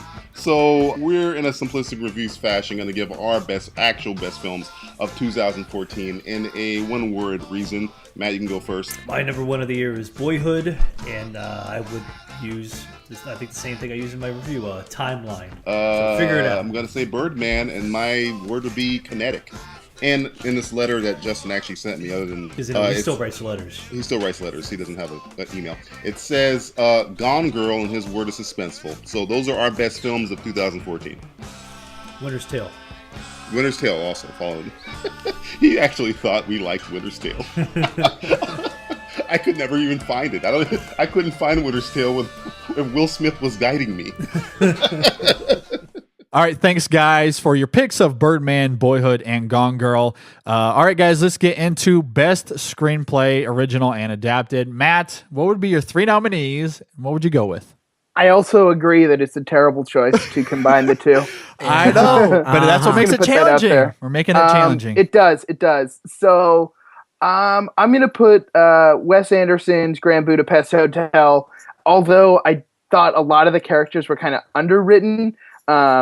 Ray Fiennes' character has just some of the most beautifully perfumed and ironic soliloquies of the year. Yeah, I agree. Love it. Yeah. Dan Gilroy who also directed Nightcrawler. He wrote it as well. Yeah. That's an original. There are just some great speeches that Jake G gets to deliver in this. And that's all because of how great the screenplay is. But I think for my number one, and I'm not sure, I'm kind of trepidatious about choosing this, but I think I'm going to go with Gillian Flynn's adaptation of her own novel with Gone Girl. Yeah. I think that she really kind of cleverly changed the novel. I just read it when I was on vacation, and I love the book, but the character turns are actually quite different. And she really changes the character of Amy a lot. In the book, she's like kind of likable, and in the movie, she's just like a perfect villain. So I love the screenplay. I think it has like, it's just so good. So I'm going with that. Gillian Flynn, congratulations. Is she here today to accept the award? She unfortunately couldn't be here today, but we will still recognize wait, her. Hold on, JD. Wait, hold the phones. Wait. Oh no, I'm sorry. That was not her. No, it was not her. Okay. Close. No, we it was thought not so. her. Yeah. Oh, All right, well. Brendan, what do you got? I refuse to do this one. No. Best That's not adapted allowed. and original, and had to pick 3. Screw you, man. No, Sorry, it makes it challenging. I know. Okay, the reason why I think this is so challenging because I think this is such a great year for movies in general. I agree. But Yeah. it's because like it really shows the strength of this year is really because of how well written all these movies are. I think this is some of the best scripts I've seen in many years came this year. Sure. But I'm gonna have to kind of make a little bit of a criteria, I guess, so to speak here. So I'm gonna really just stick with, I guess, movies where the scripts were just so either witty or quotable. So I'm gonna go with kind of things like that rather than scripts that really kind of help define the themes and foundation of where the story goes. So, so one of my picks, I'm going with for Phil Lord and Chris Miller for the Lego Movie. I'm also picking my opinion for the most underrated script of the year, John Michael McDonough for Calvary. I think that his blend of quotable, biting humor and beautiful dialogue and that juxtaposition and how it actually meshes together is beautiful. Yeah. But for my favorite script of the year, and like I said, there are many, and I'll address some of the in best director category. I'll address some of these other movies that were also very well deserving of a best screenplay nomination as well. But my favorite screenplay, I'm going with Damien Chazelle for Whiplash, and it's just the things that J.K. Simmons says in this movie. I mean, you laugh and then you're like, oh my God, I can't believe I laughed at that. I'm a despicable human being. I shouldn't be laughing, but I can't help myself. Yeah, I mean, just like it's like your instrument's not your boyfriend's. Don't in too early. I mean, how do you? That is amazing. It's like that is so quotable. But it's all over the place. I love that whole movie like that for that reason. So that's such a great script. And to think that this was based on a lot of like real life experience makes you question what kind of crap Damien Chazelle went through. But he's probably going through a lot. Yeah, but I think that is a perfect script. I'm confused as to why it's being like eligible as a screenplay award for the Academy Awards, and they're putting it under adapted. For adapted? Yeah, because it was based off of a short film. It's based on his own It short was based film. off of his own short film. That's crazy. Yeah. So I don't. I think it's a very gray area. I'm not sure, but regardless, I think it's a fantastic script, no matter how you spin Category it. fraud. Yeah, category fraud. Exactly. Yeah. Well, for my 3 nominees, it's really a nice mesh of your guys' picks because I went with Calvary as well. John Michael McDonough, great script there. I think phenomenal themes throughout that. Great dialogue, as you were talking about, Brennan. I also went with Gone Girl for all the reasons you said, Matt. I haven't read the novel, but if it's anything remote to this screenplay, I definitely want to check it out. But my winner for this, and I didn't struggle with my 3, at least it sounds like, is comparatively to you two, because I really knew that these 3 were probably my favorite when we're talking about combined. Lucky you. I know. Although there's a lot of great ones, as you guys were talking about, but my number one as well is Whiplash. I mean, there's such great dialogue, and it's not just with J.K. Simmons, but even the stuff that Miles Teller's character is going through. Like, we've talked a lot about dinner scenes this year. Oh, gosh, and there's a really great dinner scene in this one that he has with his family with some of the best dialogue of that entire film. And it's not going to be laugh out loud funny or something as memorable as what J.K. Simmons' character does. Right. But it's pivotal to this film and to his character, which I thought was amazing. And the last 20 minutes of this film could be its own movie. It could be its own short film. It's its own novel. I mean, this last 20 minutes is just some of the best writing I've seen all year. And you're not sure where it's going to go. You're not exactly sure what's going to happen between these two characters. And that is the brilliance of this screenplay. It's phenomenal work. Precisely. All right, guys, let's talk about Best Director for 2014. But before, let's hear from our good old friend, Tim, from the First Time Watchers podcast. Tim, what was your number one? Hey, JD, Tim Costa from the First Time Watchers podcast, and I'm calling in with my top movie of the year. Well, actually, not my top movie, because that would be giving away too much for my top 10 show that's going to come out in a week or so. But I'll give you instead my biggest surprise of the year, and that would have to be Lars von Trier's Nymphomaniac. If you had told me at the beginning of the year that I would have enjoyed, if that's the correct word, a Lars von Trier film so much, or at least have gotten so much out of a Lars von Trier film, that I would not have believed you. But he did an amazing job at being able to convey what this person has endured throughout her lifetime with this condition of nymphomania.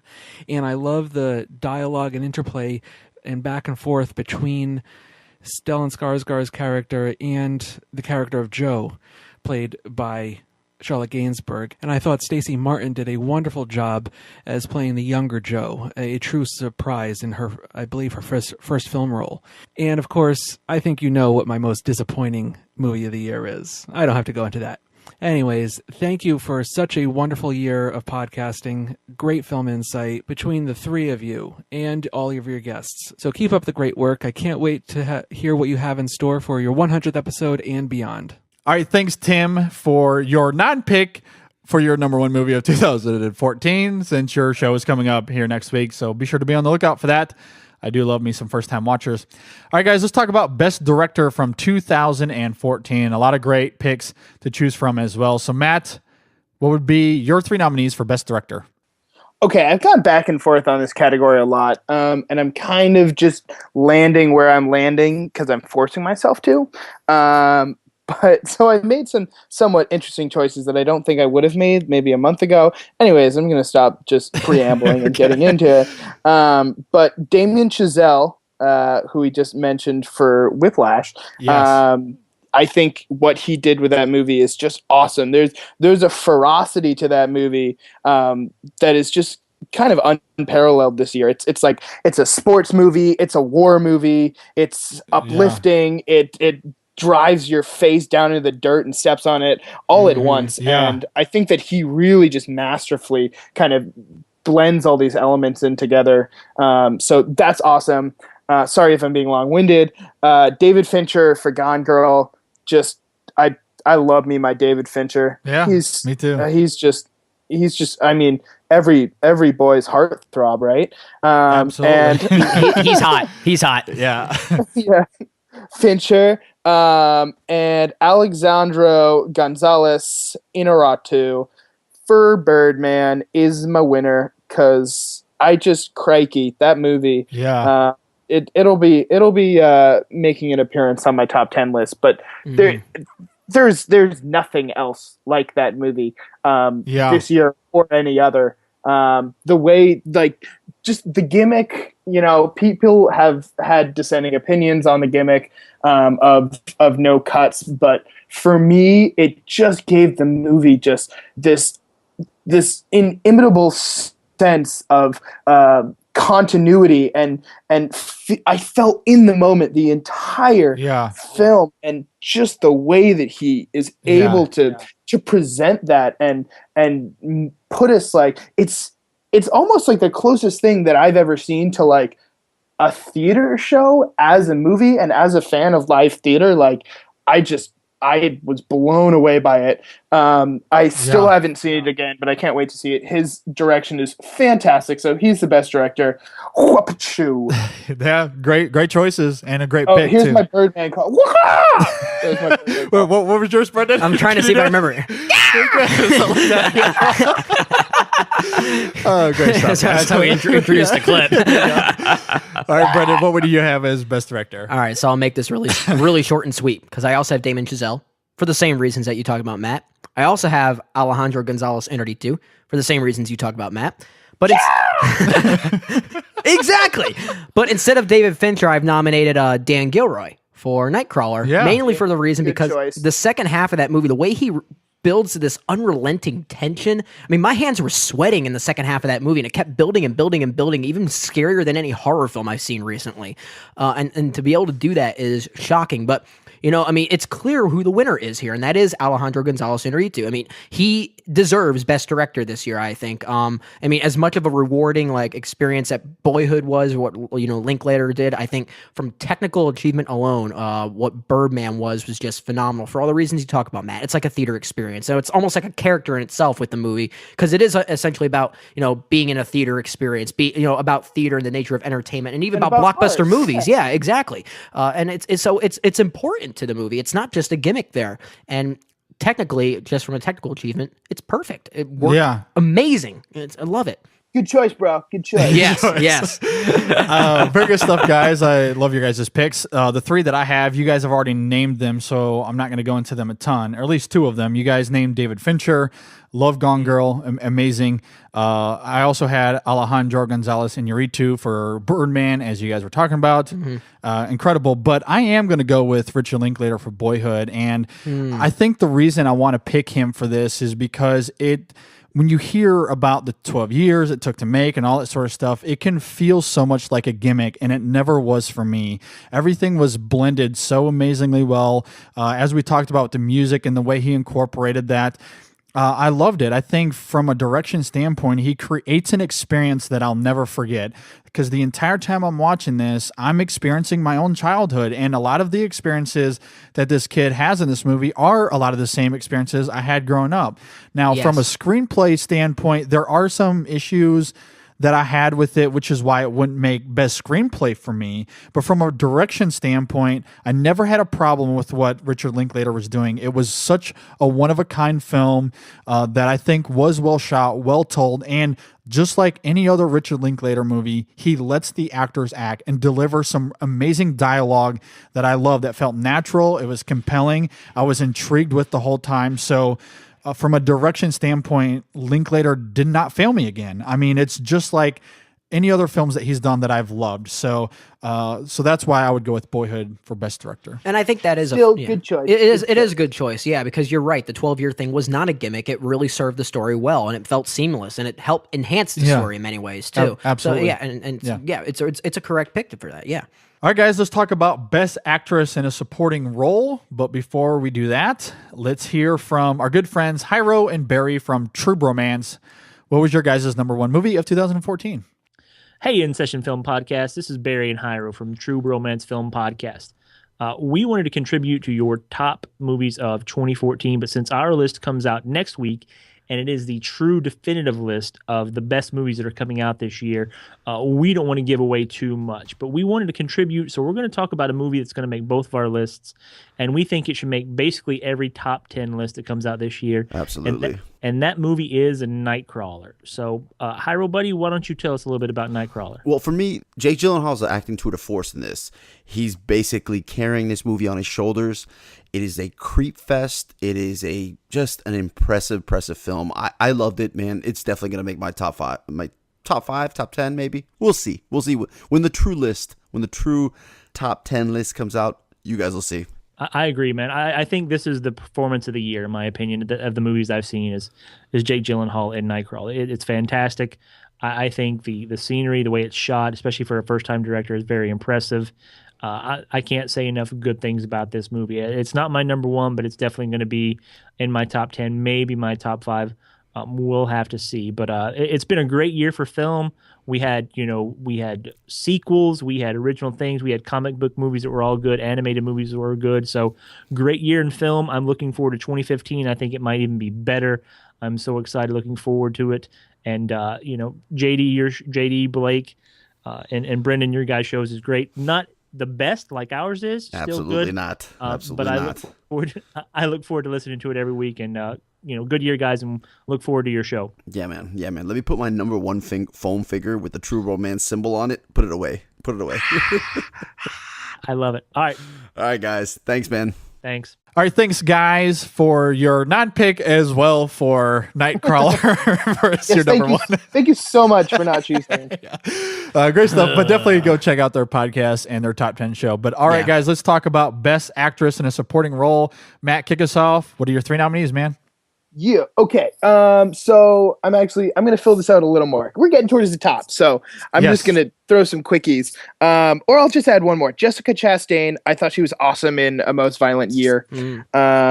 So she's up there for me. One that I don't think is going to get any attention, but should, is Stacey Martin, who plays the young girl. I can't remember her name. It's like a letter, G or D Joe, or whatever. I thought it was Joe. In Nymphomaniac. Yeah, I think it's Joe. I thought she was really, really good, and I don't think she's gotten any attention. I don't think she will, but she was one of the standouts for me in a relatively lackluster supporting actress category. Another. Where's my list? Here we go. Emma Stone for Birdman. Yeah. Awesome stuff. And Renee Russo for Nightcrawler, who nice. Again, I'm not sure how much attention she'll receive, but not enough. She really brought a lot to all of her scenes, and just the way that she's able to kind of play predator and prey to Jake Gyllenhaal's character is just awesome. And you just see her subverted so many times. She's in a position of power and then she's not. And she's wonderful in both positions. So I think I'm going to go ahead and give it to Renee Russo for Nightcrawler. So come on up, Renee. No, Okay. Hey, she's here? Oh, yeah. That's a great pick. And again, talk about another dinner scene. The one she has with Jake Gyllenhaal in that movie, man, she was terrific. Absolutely. Love that scene. Absolutely. All right, what do you got, Brendan? So I'll make this quick because I've also nominated Renee Russo for the same reasons that you did, Matt. Also got Emma Stone there, who was actually also eligible for a best surprise moment too, because I think that she actually helped represent a lot of the heart and soul of many aspects of Birdman. Yeah. For sure. Actually, okay. Another best quote of the year. All the flowers smell like kimchi.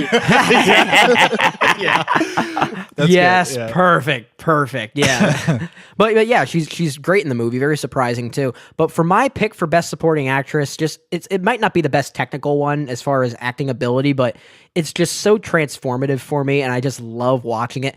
I gotta go with Tilda Swinton in Snowpiercer. I got to. Oh, for sure. I gotta go with Tilda Swinton and just her whole spiel about, would you wear a shoe on your head? No, a shoe belongs on the foot. Be a shoe. I love that whole speech, and then and how stupid she plays. She's kind of like a lovable bitch. But then even in the classroom when Chris Evans is pointing the gun at her, she's like, it wasn't me. I love that. It's just so quirky, but she's the queen of transformative roles. So it might be kind of cheap to do that, but she was fantastic in it. Yeah. See, I've heard a lot of people online talk about this category and how quote unquote weak it is. If you can't find 5 amazing supporting actresses from this year, you're not looking hard enough. For a lot of the reasons you guys are talking about. I mean, Swinton is amazing. Russo's really good. How about Viola Davis from The Disappearance of Eleanor Rigby? That's one that no one's going to talk about. Easily one of my favorite supporting performances, male or female, from the entire year. She's amazing in that. Actually, another honorable mention, Carmen Ejogo from Selma, who plays Coretta Scott. Really great one. Stuff. Yeah. My 3 that I'm going to go with though is, and these may be 3 that you see nominated at the Oscars, but I think for very good reason. I'm going with Laura Dern from Wild. She was very pivotal for that film working for me. I also went with Emma Stone for all the reasons you guys are talking about, but I'm going to go with the cliche pick, the one that may win best supporting actress. I'm going with Patricia Arquette from Boyhood for my win here, because I think as much as that film talks about boyhood, it also very much talks about parenthood and the struggles that she goes through, especially as a single mom in a lot of instances, and she's going in and out of all these relationships. I mean, I think she really highlights those struggles in an amazing way for me. So, and she has some of the best scenes of that entire film for me, like when she's dropping off her daughter, incredible. And I love her for a lot of different reasons, and she makes that film as much about parenthood as it is about childhood. So I love her in that film. What an idiot. I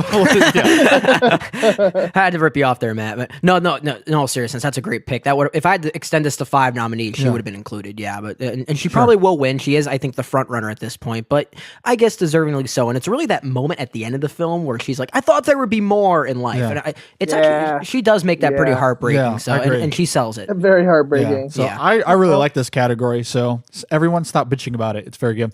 All right, let's talk about Best Supporting Actor from 2014. But before we do that, first, let's hear from John Asher from Second Rate Report. Hello, InSession Film. This is John Asher, and congrats to another great year, and please keep up the great work. My top film of 2014 is Gone Girl. That was the one movie that did everything right for me this year, from the acting by Affleck and Pike to the terrific directing by David Fincher. This movie sucked you right in and made you leave the theater questioning if your own wife can do something like that. Fincher is a true king of thrillers, and ever since I watched Gone Girl, it hasn't left my mind, so that's why it's my best movie of 2014. Thanks, guys, and I'll talk to you soon. Bye. All right, thanks, John, for your pick for Gone Girl. Really good pick. Let's talk about Best Actor in a Supporting Role from 2014. Matt, toss it to you first. What do you got? Okay, so some peripheries first I want to get out of the way. Riz Ahmed in Nightcrawler. He's just so good. Alfred Molina is wonderful in Love is Strange. Beautiful role. And Shia LaBeouf in Fury. I like it. I like it. He's awesome. Yes, He's so good I in that like movie. it. I thought the ensemble cast in that movie was phenomenal. Yes.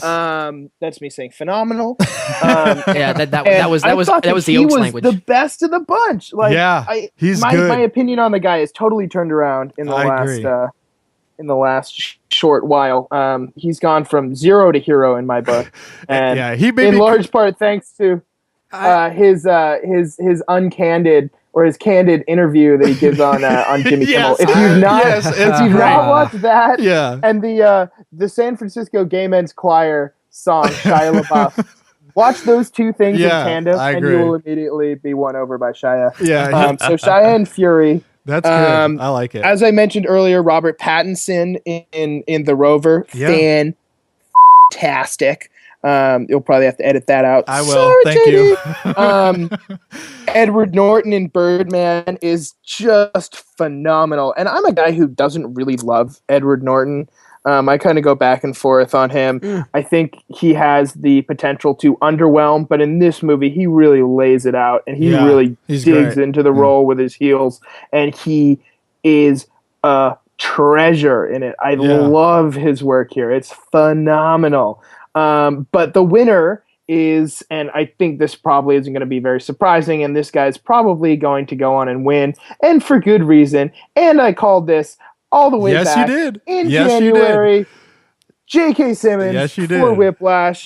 He is just a beast, and in small part or in large part, thanks to the writing of his character, he just is able to just rip a hole in that movie and put his head through it, and it's awesome. He just chews into that role, and he just makes it his bitch, and I love him. He's so good. I can't wait to see him get more big, meaty, juicy roles. I know he's been around forever, J.J. Jameson, and having a small appearance at like pretty much every Coen Brothers movie, and doing stuff in indie movies here and there, but I'd love to see him get more meaty roles like this, because he is killer. I agree. He's amazing for sure. I'd say the only thing that's more interesting than his performance was your enthusiasm, Matt, listing all of your nominees. I know. He loves this category. All right, Brendan. I love it. All right, Brendan, let's hear what you got. And I'm really curious to hear your potential nominees, because I know we've talked about this before. I have one that's pretty interesting. I'm curious to see if it's the same. I think it's going to be. Something tells me our three are going to be the exact same three. Okay, right, so I also have Edward Norton for Birdman, for all the reasons you talked about, Matt. I also have J.K. Simmons for Whiplash nominated, and my third nominee, I've got Andy Serkis for Dawn of the Planet of the Apes. Me too. Those are my three as well. I knew it. I figured you would, and I mean, I don't care if Andy Serkis will be eligible or not for the Oscar nom. I don't care. Who He's cares? Still so good. He's still so phenomenal. Good. And I mean, just for the record, I mean, I'm also picking J.K. Simmons for my win for all the reasons you talked about, Matt. Because what he does in this role, I mean, he looks just like himself. I mean, you could tell it's J.K. Simmons, but seconds in, it's like I started looking at someone new. He physically transforms somehow into Terrence Fletcher, and it's like that's all I saw. And it's like, oh my, he scared the living crap out of me. Yet I loved every line he said. I could still see you, Mini-Me. I just love that. But I mean, I'm still talking a little bit about Andy Serkis for what he does for motion capture. I think is riveting, and just what he's able to bring to make it seem so visceral, especially in this movie, is lovely. But I mean, J.K. Simmons deserves it this year. I mean, what a performance here. It's fantastic. I for the record, I would love to see Andy Serkis get nominated. He's obviously probably not going to, but I agree. He's definitely top 3 for me. And if I was voting for the Oscars, I would for hell put his name on the ballot if absolutely. I could. So. May I offer a counterpoint to your Andy Serkis? I'd like to take your Andy Serkis, and I'd like to one-up him with a Toby Cabell, who plays Koba. In the he's movie. Great too. He's so good. Oh my god, he's like the best villain of the whole year. I agree. If you don't count Fletcher. Yeah, there's one scene that I think sells that, and that's when he starts pointing at his scars, going human work. Yeah. Oh, yeah. Wow. Yeah. Because that chilling. That made such a multi-dimensional villain. I mean, I've never seen a villain I hated so much, but felt such pity for at the same time. And it's a freaking ape. Yeah, it's crazy. It's an ape. I know. Oh my god. And if you haven't seen the deleted scenes, I just showed Brendan this the other day. There's one scene at the beginning that they cut out, which they should have kept in. Yeah. But there's a great scene between those two characters that just solidifies those two relationship and how close they were. So when the separation happens, it makes it even more potent, I think. So yeah. Love that film. Love those performances. I obviously, as I mentioned, Serkis, Norton, and Simmons. I obviously went with Simmons for all the reasons you guys were saying. But I will say, Matt, I love the Shia LaBeouf nominee. I mean, I loved him in that film as well. I've come around with him. I've gone to bat for him more than I probably should, but I think he's really good too. So I wanted to mention that. I did love that nomination.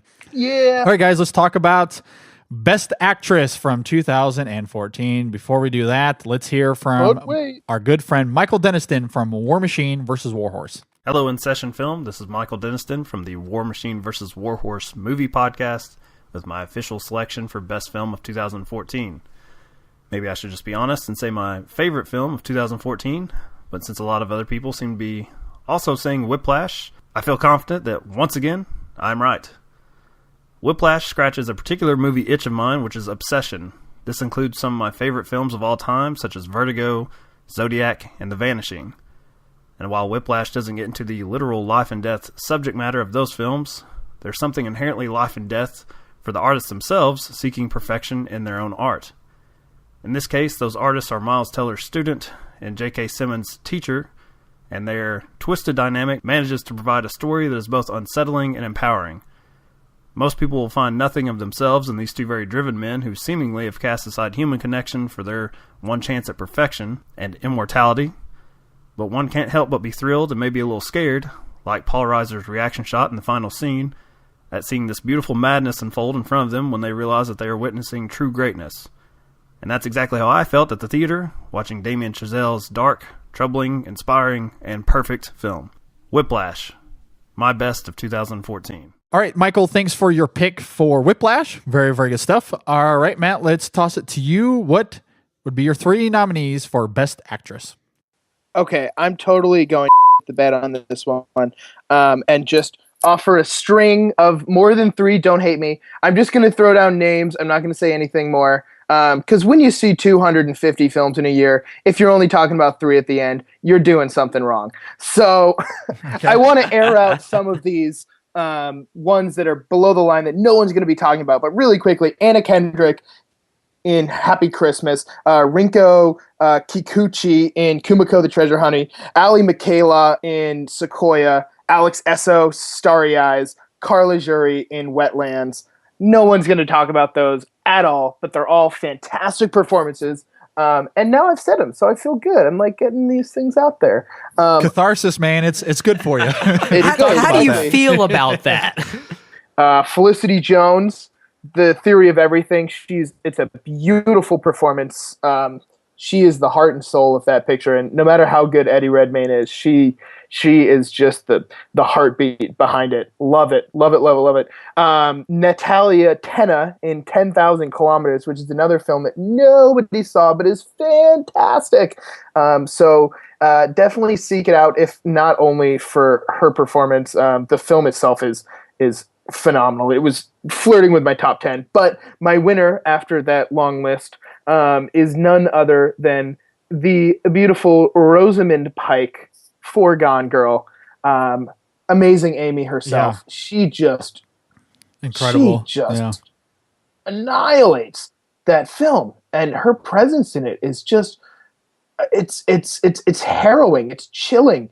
Every time that she's on screen, you're just kind of, it just gets under your skin. You're a little uncomfortable, and she does work in that film that I've never seen from her. I mean, I'm familiar with the name Rosamund Pike and some of her early work, but God, she knocks it out of the park. Yeah. So she is above and beyond my winner for this one. She creates like such an interesting character that people are going to remember. I think in many ways, kind of like what Heath Ledger did with the Joker, like with the Dark Knight. Yeah. I think people will look at that as that kind of character that's just going to stand out as just one of those like those characters. It's so interesting what she does here. I mean, she's going to get a lot of work now from this. And she's not even that young. She's 35 years old. So I mean, she's been in a lot of stuff, but now people are going to really She'll use get her. more work. Oh, for sure. absolutely. Oh, yeah. Absolutely. All right, Brendan, what do you got? She's also nominated in my list. And I'm really willing this down to 3, only because I didn't see as much as far as like the best actress kind of stuff, because I didn't see Wild or even Still Alice yet, which I know that those are other frontrunners for Reese Witherspoon and Julianne Moore. In fact, Julianne Moore might even get the win from the hype that I've been hearing. She's going to. Yeah. I don't think it's deserved, but yeah, and that's what I've been hearing, at least from like our circle of friends here. That like, but I haven't seen that yet, so I can't tell if would be something I nominated. But I've got Rosamund Pike, I've got Amy Adams for Big Eyes, the heart and soul of that movie, and such an underrated performance, such an underrated film in general. Yeah, and I've also nominated a very underrated performance, but let's see if I pronounce this right. Agata Kuleza from Ida. That's pretty good. Yeah. But this is. Yeah. This is the actress that essentially plays the central character's aunt, which you might be even argue that might be a supporting role, but the story. I think it's supporting, but we'll let it fly. I think the story is just as much about her as it is about in a lot Anna of ways. It is. Sure. When they meet, I think the story is just about the same for each of them. I think what happens to her, that transformation of her character arc, I think is just as important. I think drives it for me to leading actor status. But for like you, Matt, though, I am also going with Rosamund Pike for my winner for Best Actress. Just what a character that she created, and what a psychopath too. I couldn't take my eyes off of her. And it's that bedroom scene though. I mean, wow, just yeah. I talked about that music in that. I talked about that with our top Best 3 scenes. Best scenes. Yeah, I can't blame it's the stuff of Nightmare Fuel. Yeah. Oh yes, but yeah, what a performance. Very good stuff. I do agree with you, Matt, that Julianne Moore is probably going to win this at the Oscars, and I certainly like the performances. I think she is very good in that film. I think my 3 nominees I'm going to go with, though, is Reese Witherspoon from Wild, a film that I really enjoyed, and she goes through a lot in that film that I think she portrays in a very raw and visceral way that I was really engaged with. I thought she was very good. I'm also going with Marion Cotillard from 2 Days, One Night, which is a film that didn't necessarily overwhelm me. I think it's a decent little flick, but her performance for me, I think, really drives it because it's so authentic and emotional, and she's just coming off of this mental breakdown, this emotional breakdown, as she's trying to fight for her job. And I think she brings that to life in an incredible way that just felt so realistic. Like, I felt like I was just along the journey with her in real life. It didn't feel like a movie to me. So I thought she was really fantastic in that film. But my winner would also be Rosamund Pike for all the reasons you guys said. I mean, it's a performance you're just not going to forget. And it's a performance that has scared the hell out of every married man in America. I've seen so many comments like that on Facebook and Twitter. It's ridiculous. So for that reason alone, I would give her the Oscar. It's sad that she's not going to win it, I don't think. But, man, that would be awesome. I know. Especially since Neil Patrick Harris is going to be hosting. He's Yeah, hosting the hosting. Yeah. Oscars, so yeah. She might win it the would be Golden fun. Globe, I would actually imagine. So- But I think but for the Oscar, I wouldn't be surprised if it does go to Julianne Moore. Yeah. Just from the hype we've been hearing. All right, guys, let's move on to Best Actor. And this is going to be the last category we do before our top 10 of 2014. So, dun, dun, dun. I know. Before we get into that, though, let's hear from our good friend and former co-host of the InSession Film Podcast, Nate Parsons. What would be your number one of 2014? Hey, guys. This is Nate with my number one movie of 2014. I saw many good movies this year. One stands above the rest. Whiplash. Whiplash has it all. Terrific performances from Miles Teller and an Oscar-worthy J.K. Simmons. Fantastic direction and a wonderful script, which makes simple drum solo sequences and accompanying stare-downs thrilling and intense. But as an aspiring teacher, the thing about Whiplash that stood out to me the most and has really stuck with me is its message about trying to be great rather than just settling for good. Whiplash is a tremendous movie, and that's why it edges Interstellar and Nightcrawler as my number one movie of 2014. All right, thanks, Nate, for your pick for Whiplash. All right, guys, let's get into it. Last category before the big shebang at the end of the show. Matt, who do you got for Best Actor? Okay, so I'm really going to air it out again, do the same thing that I did last time, just kind of go down the list of pre-nominations. We'll call them honorable mentions. Steve Carell, Foxcatcher, Chadwick Boseman in the not-so-good Get On Up, Brendan Gleeson in Calvary. He's just, that incredible. movie. Yes. Matthew Almeric, who starred opposite in Venus and Fur, Colin Firth in Magic in the Moonlight, Dan Stevens, The Guest, what a surprise performance, as I mentioned earlier. Oscar Isaac in A Most Violent Year is incredibly restrained, and God, that guy is just... God, I can't wait to see that. I can't wait to see that. He's just a powerhouse. Yeah. And now when we go up to the top five here, I got Ray Fiennes in the Grand Budapest Hotel, because he just licks those lines up like a cat to warm milk. It just drizzles out of him. He's just phenomenal. He's like wearing a velvet cloak. I love the way that he delivers every line of that. He just owns it. Eddie Redmayne, Theory of Everything. He steps into that character and he doesn't step out of it the whole time. He made me fall in love with Stephen Hawking, and he was hilarious in it. And I think what works so well about that movie is you find yourself laughing out loud, and you're like, wait, why am I laughing at this guy with crippling cerebral palsy? Like, this isn't appropriate. But nonetheless, he's phenomenal. He represented that disease really well too. That was believable. It was disturbing too. It wasn't. And it wasn't a soul-crushing movie. It wasn't a woe is me movie. It was about like the persevering spirit of humankind. And I just he's fantastic in it. Love him. Going up the line a little more, we got Tom Hardy, my boy Tom Hardy. Both for his work in Locke and The Drop. I slightly preferred, which is kind of going to go against the grain, The Drop, because there's that role. He's just kind of like this dunce-ish guy, kind of like stumbling and bumbling through life, and God, by the end of the movie, you're just like, the best part of that film. My God, so good. We got Michael Keaton for his revivalist role in Birdman, because come on, he's going to win the Oscar and he deserves it. His performance is phenomenal. It's hilarious. It's heartbreaking. It totally mirrors his own life. Ironically, it's perfect. But for me, there's only one numero uno, and that's my boy Jake Gyllenhaal for Nightcrawler. What a creeper! Holy the way, like, from the first scene, his eyes just bugging out, and the lines, the way that he just delivers everything kind of like a robot is just phenomenal. There's no character this year that's been quite as perplexing and yet just so entrancing as Gyllenhaal's character was. And I think I kind of said it pretty well when I said to my friend that it reminded me kind of the origin story of like a Patrick Bateman. just someone who's so detached from reality and like kind of trying to piece together like what are like human like a normal way to act human through like these bits of like pop culture and like through understandings of like things you read online or YouTube videos. And he kind of like takes all this and like constructs it into this personality. And it's just, blew me away. So Jake Gyllenhaal, I love you. Come on up, Jake. All right. Yeah, great pick. No, I think he's busy with video production news right now. Yeah. All right, Brendan, what do you got for Best Actor? All right, so I'll make this quick because a lot of those picks that you rattled off there, Matt, I mean, you're absolutely right. A lot of great performances this year, but I will single it down to 3. And I've also got Michael Keaton nominated as one of the best of the 3.